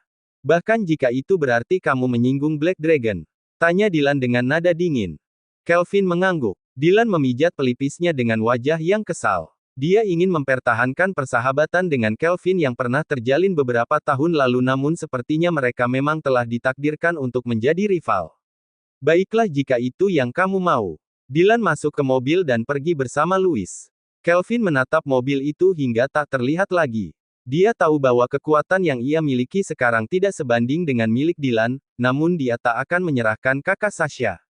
Saat Dylan sampai di rumah ia pergi memeriksa kamar suri, kamar itu tidak terkunci jadi dia bisa masuk ke dalam. Wanita itu baru saja tertidur beberapa saat lalu dan telah menendang selimutnya. Dylan merapikan selimut itu dan menyematkannya kembali ke tubuh Suri sebelum pergi meninggalkan kamar gadis itu untuk menuju ruang belajar. Markus telah menunggunya di ruangan itu, malam ini ia harus menyelesaikan masalah Suri terlebih sebelum Lucas. Seperti yang ia duga, di internet latar belakang Suri mulai menjadi berita populer dengan berbagai perdebatan. Sebagian besar adalah hujatan dari para korban robohnya rumah jompo dari pemerintah yang diduga dibangun dengan bahan di bawah standar sehingga menyebabkan runtuhnya bangunan yang menelan banyak korban jiwa. Penyelidikan waktu itu mengarah pada Robbins ayah dari Suri sebagai orang yang telah menggelapkan sejumlah besar uang ke dalam kantong pribadi dan mengganti bahan bangunan dengan kualitas yang buruk hingga bangunan itu runtuh hanya dalam waktu 3 tahun setelah pembangunan. Ini masalah yang berat bos, karena berkaitan dengan korban jiwa. Sulit untuk membuat Suri bisa diterima dengan baik oleh masyarakat. Lalu aku juga curiga ada yang sengaja menyewa beberapa troll untuk memperkeruh situasi. Untuk sementara hilangkan akun-akun troll itu. Baik bos, aku akan menyuruh staf IT kita untuk mengurusnya.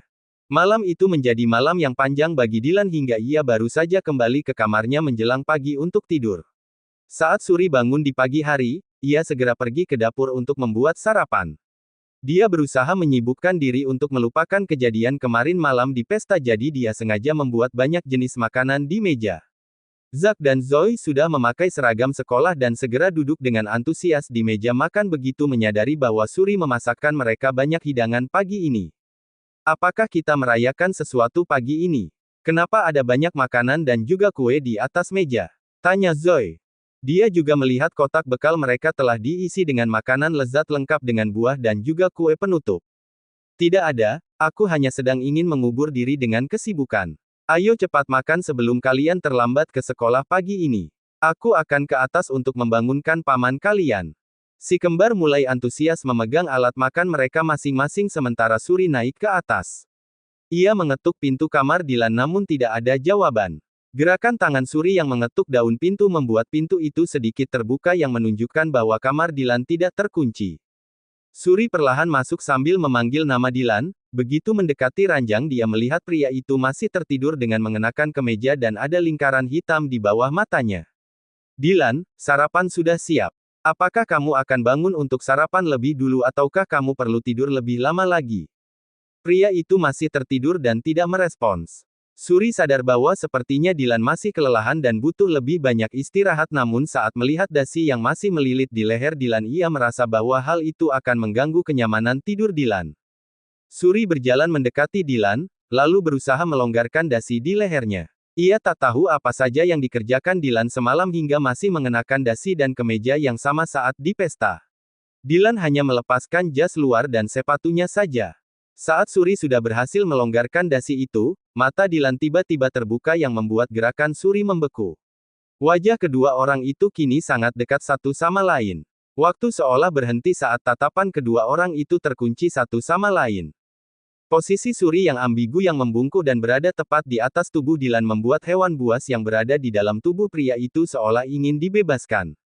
Dylan kemudian meraih tubuh Suri lalu dengan gerakan cepat posisi kini telah berbalik di mana Suri tengah berada di bagian bawah dan Dylan ada di atas tubuhnya. Aku tidak berniat apapun. Aku hanya ingin membangunkan M. Penjelasan Suri tertahan oleh ciuman Dylan yang berapi-api. Mata Suri melebar karena terkejut pada perubahan peristiwa. Sementara itu di lantai bawah Anne baru saja menerobos masuk untuk berkunjung ke rumah putranya untuk mengunjungi dia cucu kembarnya yang berada di sini. Nenek, seru si kembar saat Anne menghampiri mereka di meja makan. Kenapa kalian hanya makan berdua? Di mana pamanmu? Paman masih tidur di atas. Cek, bagaimana cara bocah itu merawat dua keponakannya? Ia seharusnya sudah bangun untuk mengantarkan Zack dan Zoe ke sekolah. Anne mulai naik ke lantai atas, pintu kamarnya terbuka lebar membuat ia bisa masuk dengan mudah. Dylan bangun dan antar keponakan. Anne tidak berhasil melanjutkan kata-katanya saat melihat dua orang di atas ranjang tengah berbagi ciuman yang menggairahkan di atas ranjang. Ibu, kata Dylan begitu menyadari kehadiran Anne. Sementara itu Suri yang malu karena tertangkap basah oleh orang lain menjadi semakin tercengang begitu menyadari Dylan menyebutnya sebagai ibu. Saat ini Suri berharap tanah terbelah dan menelannya karena ia merasa begitu malu dan tak sanggup untuk menghadapi ibu Dylan yang akan berpikiran buruk tentang dirinya. Maaf sepertinya aku datang di waktu yang salah. Anne berbalik untuk pergi namun kemudian langkahnya terhenti kembali. Lanjutkan saja, anggap aku tidak pernah melihatnya. Bab 29, Kebohongan Dylan. Anne keluar dari kamar dan cukup dermawan untuk menutup kembali pintu kamar putranya. Setelah itu senyum mengembang di wajah Anne. Akhirnya putraku telah pindah dari Moana. Setidaknya ia tak akan begitu terluka lagi saat pernikahan Moana nanti. Di dalam kamar Suri memelototi Dylan sambil mendorong dada bidangnya namun kekuatannya tak berarti apa-apa, tubuh Dylan bahkan tidak bergeser sedikit pun. Dylan, ibumu ada di sini. Lebih baik kamu menjelaskan sesuatu kepadanya agar ia tidak salah paham pada apa yang kita lakukan. Protes Suri dengan gigi terkatup. Bukankah kamu mendengarnya tadi? Bahwa ia meminta kita melanjutkan apa yang kita lakukan. Wajah Suri memerah mendengar perkataan mesum Dilan. Ia mencubit pinggang pria itu, namun ototnya yang kencang bahkan tidak bereaksi pada cubitannya. Wajah merah Suri berubah menjadi memelas saat matanya mulai berkaca-kaca. Jika ia tidak segera turun dan berlama-lama di kamar Dilan, maka ia tak akan memiliki keberanian untuk menghadapi orang tua Dilan lagi. Bahkan kini ia harus menerima kenyataan bahwa reputasinya telah hancur di pertemuan pertama mereka. Kumohon, ayo kita turun. Dilan bangkit setelah melihat kesedihan di wajah Suri, aku akan mencuci muka lebih dulu. Kamu bisa turun lebih dulu dan jangan terlalu tertekan, ibuku adalah orang yang berpikiran luas. Sementara itu di lantai bawah Anne telah duduk di meja makan menemani Zack dan Zoe yang masih menggali makanan di meja. Apakah ini dimasak oleh wanita yang ada di kamar pamanmu? Tanya Anne penasaran. Dua bocah itu mengangguk, namanya Suri, dia juga guru les piano kunek, kata Zoe. Apalah dia wanita yang baik. Si kembar menunduk bersamaan, dia sangat baik. Anne mengulas senyum lebar mendengar jawaban itu, bagus, bagiku yang terpenting ia baik. Si kembar heran dengan wajah bahagia neneknya, mereka menatap neneknya yang masih awet muda dan cantik dengan mata penasaran. Kalian para anak kecil tak akan tahu. Sekarang biarkan Louis mengantar kalian ke sekolah karena pamanmu masih sibuk. Saat Suri turun setelah merapikan rambut yang berantakan, ia tak melihat lagi si kembar di meja makan. Hanya ada Ibu Dilan yang mencicipi makanan yang masih ada di meja. Tante, sapa Suri, ia ingin menjelaskan kesalahpahaman yang terjadi di kamar tadi, namun begitu gugup hingga tak bisa menemukan kalimat yang tepat. Selesai berciuman begitu cepat. Apakah aku mengganggu kalian? Wajah Suri semakin merah hingga ke pangkal telinga setelah mendengar perkataan Ibu Dilan yang begitu terbuka. Suri sangat kesulitan untuk menjelaskan dirinya sendiri hingga ia memiliki keinginan untuk menggigit lidahnya sendiri. Duduklah di sini, kamu dan Dilan belum sarapan bukan? Ayo makan bersama. Suri menelan ludahnya, tak lama kemudian Dilan telah turun dengan pakaian santai, ia hanya mengenakan kaos putih dan celana kain panjang. Wajahnya tampak segar begitu pria itu telah mencuci muka. Ayo duduk dan sarapan bersama, ajak Dilan sambil mengalungkan lengannya di pinggang Suri. Gerakan intim itu membuat Suri menyatukan alisnya dan menatap Dilan dengan penuh tanda tanya. Bukankah ia seharusnya membersihkan semua kesalahpahaman pada ibunya, tapi kenapa aku merasa ia justru mendorong kesalahpahaman lebih jauh? Apa yang kamu lakukan? Bisik Suri dengan gigi terkatup. Bantu aku kali ini, mari buat pertunjukan seolah kita pasangan kekasih. Ibuku terus mendorong agar aku melakukan kencan buta, jika dia tahu aku telah punya kekasih maka dia akan berhenti memaksaku kencan buta lagi, bisik Dilan. Ia kemudian membawa Suri duduk di meja makan setelah menarik kursi untuknya. Tindakan keduanya begitu alami seperti mereka adalah pasangan yang sudah lama tinggal bersama. Bahwa dia berkunjung ke rumah kami lain waktu, sampai kapan kamu akan menyembunyikannya dari kami, keluh Anne, minggu depan adalah acara pesta penyambutanmu, bahwa Suri juga datang ke rumah. Baik Bu, jawab Dilan ringan. Suri yang berada di sebelahnya menoleh ke arah pria itu dengan protes yang terlihat jelas di matanya. Tidak, apakah itu berarti aku masih akan melakukan pertunjukan di waktu lainnya? Suri sudah kehilangan muka hari ini, ia masih sangat canggung untuk menghadapi Ibu Dilan namun pria ini masih mendorongnya untuk bertemu lagi di lain waktu. Bu apakah kamu tidak akan pulang? Tanya Dilan setelah mereka selesai sarapan sementara Suri tengah sibuk mencuci peralatan makan di dapur. Jadi sekarang kamu sudah bisa mengusir ibumu sekarang. Banyak yang harus dilakukan oleh pasangan muda, ibu seharusnya mengerti hal itu.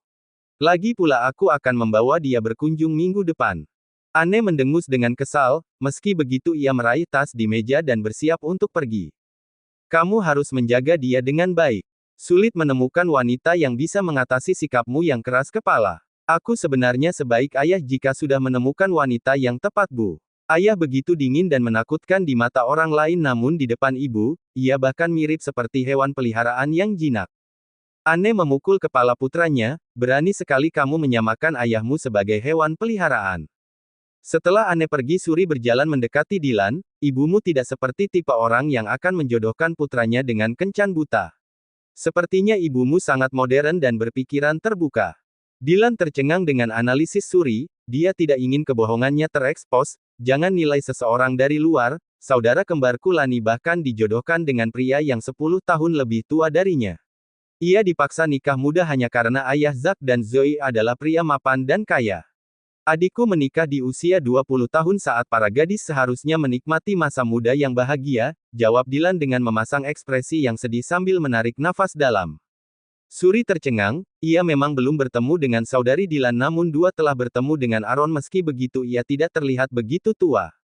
Tapi Aaron tidak terlihat 10 tahun lebih tua darimu, ia masih terlihat tampan dan muda hampir sama seperti pria awal 20-an. Kening Dylan mengerut saat mendengar Suri memuji pria lain, dia menjadi kesal dan cemburu bahkan meski pria yang telah dipuji Suri sudah menikah. Dia telah melakukan banyak operasi plastik untuk mempertahankan bentuk wajahnya, dia sebenarnya adalah pria yang jelek. Tapi Zack dan Zoe memiliki wajah yang tampan dan cantik, itu sudah cukup membuktikan bahwa mereka memiliki gen yang baik dari orang tuanya. Dylan semakin kesal karena belum bisa meyakinkan Suri, itu karena Zack dan Zoe mewarisi gen adikku. Suri kini terdiam dan tak mengajukan protes lagi meski ia masih memiliki keraguan pada perkataan Dylan. Apa rencanamu untuk mengisi agenda kita hari ini?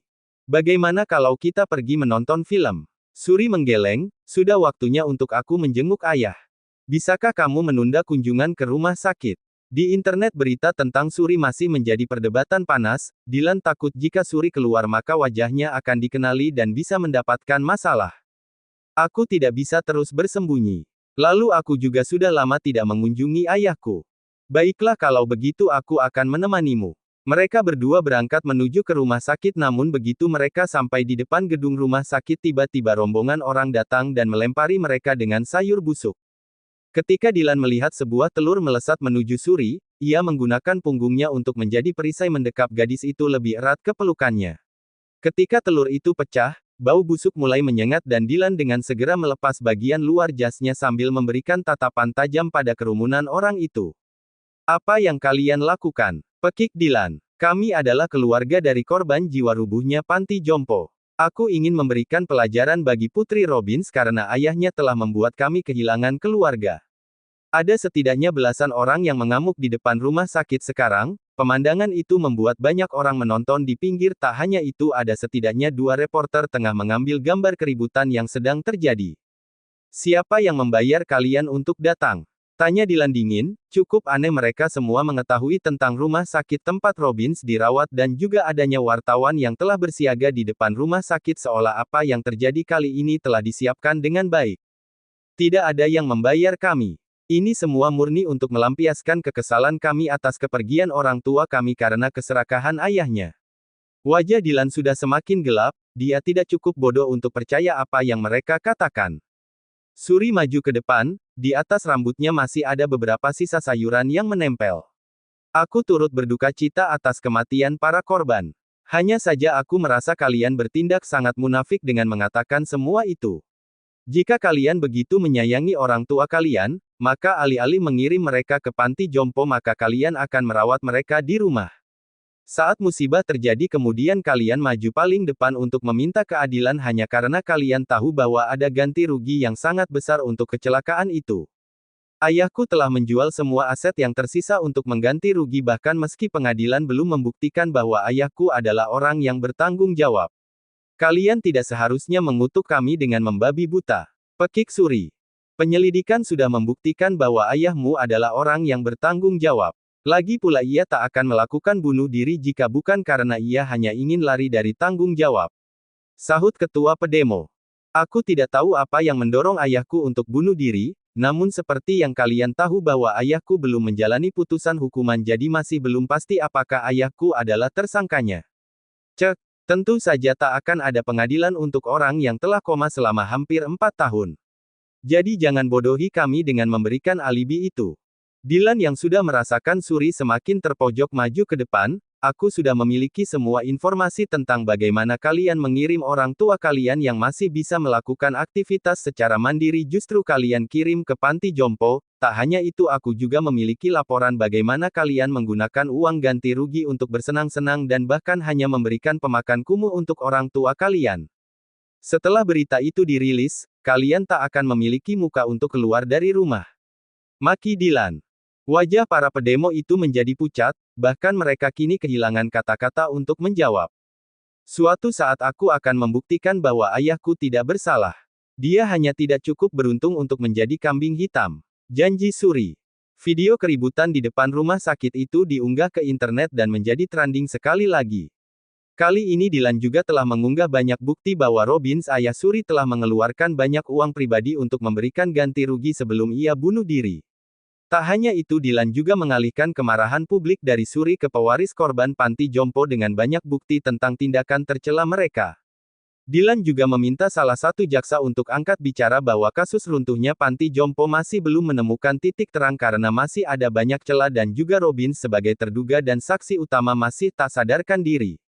Seorang aktivis hak asasi manusia juga ikut berbicara untuk memprotes tindakan orang yang telah menghina Suri untuk kesalahan yang tidak ia lakukan. Dia tidak memiliki kewajiban untuk bertanggung jawab pada kesalahan itu. Perubahan peristiwa itu membuat opini publik mulai mereda, bahkan kini sebagian besar mulai memberikan dukungan untuk Suri. Setelah dilempari oleh sayuran busuk, dan juga telur busuk, tubuh dua orang itu mulai berbau. Mereka memutuskan untuk kembali ke rumah berganti baju dan akan kembali ke rumah sakit saat malam hari. Terima kasih, kata Suri setelah mereka sampai di rumah. Sepanjang perjalanan pulang ia telah melihat berita di internet. Ia tahu Dylan berada di balik semua itu dari keterangan jaksa, aktivis HAM dan banyak lainnya. Suri telah berhutang banyak hal pada Dylan. Hanya terima kasih. Hah. Suri tertegun, dia hanya gadis miskin sekarang, tentu saja ia tak punya sesuatu yang berharga untuk membalas kebaikan Dylan. Aku hanya orang miskin sekarang, aku tak lagi memiliki uang untuk menebus kebaikanmu dengan membelikan motor seperti yang terakhir kali. Aku tidak ingin materi, kata Dylan sambil mendekatkan wajahnya ke arah Suri. Embusan nafas pria itu menggelitik wajah perempuan itu. Jangan berpikiran liar, aku tidak akan mengabulkannya, protes Suri sambil menekuk bibirnya ke dalam. Dylan menjentikkan jari telunjuknya ke kening Suri, sepertinya kamulah yang berpikiran terlalu jauh.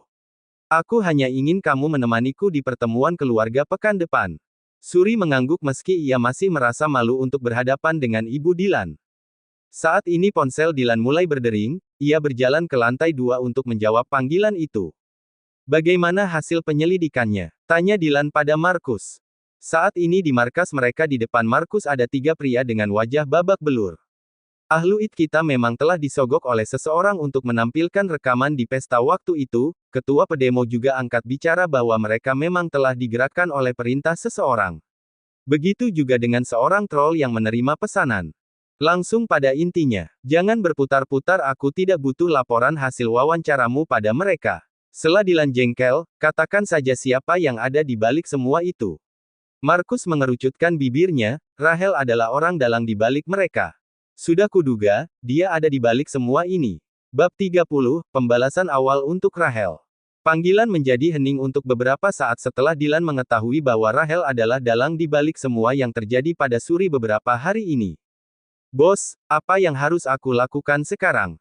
Tanya Markus. Buat pertemuan dengan Rahel. Baik bos. Pada malam hari Dylan mengantar Suri ke rumah sakit untuk mengunjungi ayahnya. Kali ini Dylan hanya menurunkan Suri di depan rumah sakit dan baru pergi saat sosok wanita itu telah masuk ke gedung rumah sakit. Setelah itu Dylan memacu mobilnya menuju ke salah satu ruang pribadi di Clubhouse Emperor. Dylan duduk di sofa paling sudut di mana cahaya redupnya menyembunyikan wajah tampannya membuat ia seperti pria misterius dengan getaran yang mengintimidasi. Markus berada di ruangan yang sama, ia menunggu Rahel yang datang tak lama kemudian. Gadis itu telah mempersiapkan diri dengan baik begitu mendengar Markus mengundang dirinya, ia mengenakan riasan di wajah dan juga gaun hitam tanpa lengan yang memamerkan bentuk indah tubuhnya. Meski Markus bukan pemilik luksuri namun Rahel bisa memanfaatkan pria itu untuk mendekati pemilik aslinya. Tuan Markus, kuharap aku tidak membuat Anda menunggu lama, kata Rahel begitu masuk. Pandangan wanita itu kemudian tertuju pada seorang pria yang duduk di sudut, wajahnya tidak terlihat dengan jelas namun Rahel bisa melihat postur tubuhnya yang tinggi dan tegap serta aura misterius yang menyelimutinya membuat Rahel merasakan ketertarikan. Apakah Anda membawa teman? Dia adalah pemilik luksuri. Mulut Rahel menganga saat mendengar hal itu, pantas saja dia merasakan aura mendominasi pada pria misterius ini. Tidak ingin kehilangan kesempatan wajah Rahel menjadi cerah. Bolehkah aku menyapa dan berkenalan dengannya? Kamu akan memiliki kesempatan itu sebentar lagi. Silakan minum anggur lebih dulu, tawar Markus. Wanita itu duduk sambil melemparkan tatapan pada pria di sudut yang duduk sambil menyilangkan kaki. Tangannya mengguncang anggur di gelas dengan cara yang elegan. Kamu adalah orang pertama yang akan kuberitahu, selain pemilik luksuri dia adalah putra dan calon penerus bisnis Valley Corp. Rahel dibuat kembali tercengang dengan berita itu, latar belakang pria ini luar biasa. Siapa yang tidak tahu Valley Corp, pemilik dari 2 pertambangan emas dan berbagai bisnis lain?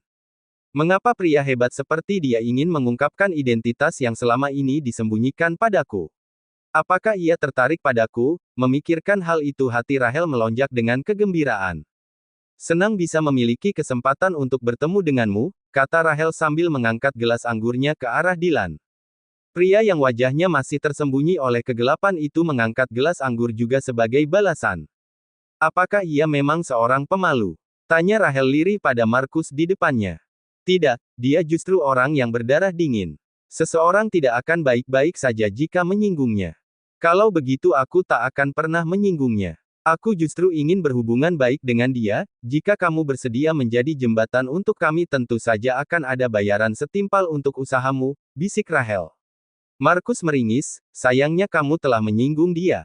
Wajah Rahel berubah dari bersemangat menjadi kaku setelah mendengar hal itu, kapan aku pernah menyinggungnya?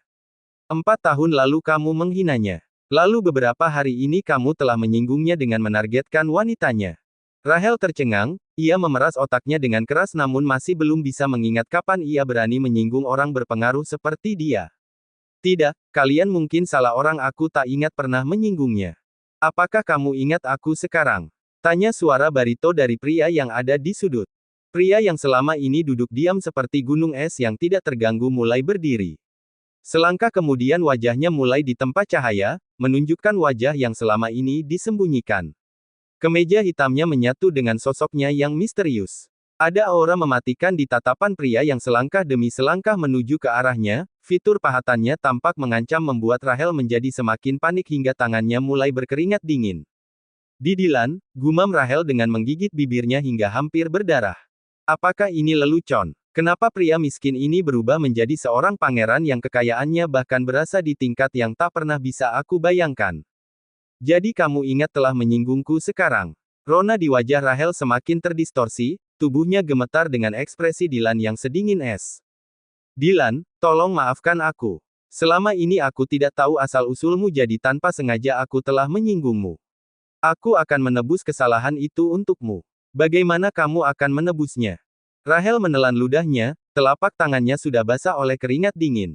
Bagaimana dengan menjadi kekasihmu? Bukankah kamu menyukaiku 4 tahun lalu? Dylan meledak dengan tawa setelah mendengar lelucon yang baru saja ditumpahkan Rahel. Kekasihku, bahkan jika kamu melamar sebagai pembersih di rumahku, aku akan menolakmu. Bagaimana kamu menyebut dirimu layak untuk menjadi kekasihku? Pernah menyukaimu 4 tahun lalu adalah kesalahan paling menjijikkan yang pernah aku lakukan sepanjang hidup. Bahkan Markus hampir tersedak anggur yang ia minum saat mendengar tawaran Rahel yang begitu percaya diri. Astaga, bahkan jika ia melemparkan dirinya telanjang ke arahku, aku tak akan meliriknya. Ia cantik tapi busuk dari dalam. Rahel tidak bisa berkata-kata, ia ingin kembali ke 4 tahun lalu. Jika saja ia tahu pria ini adalah pewaris Valley Corp dan juga akan menjadi pria sukses dengan bisnisnya sendiri seperti sekarang, maka dia tak akan pernah mempermalukan Dylan dan membuat ia berada di ujung jurang seperti sekarang. Aku sebenarnya tidak terlalu menaruh dendam atas apa yang kamu lakukan padaku 4 tahun lalu. Tapi kamu telah membuat skema untuk wanitaku dan mempermalukan dia di depan umum, tentu saja hal itu telah menyentuh batas kesabaranku. Rahel terkesiap, ia tahu betul wanita yang disebutkan oleh Dylan adalah Suri.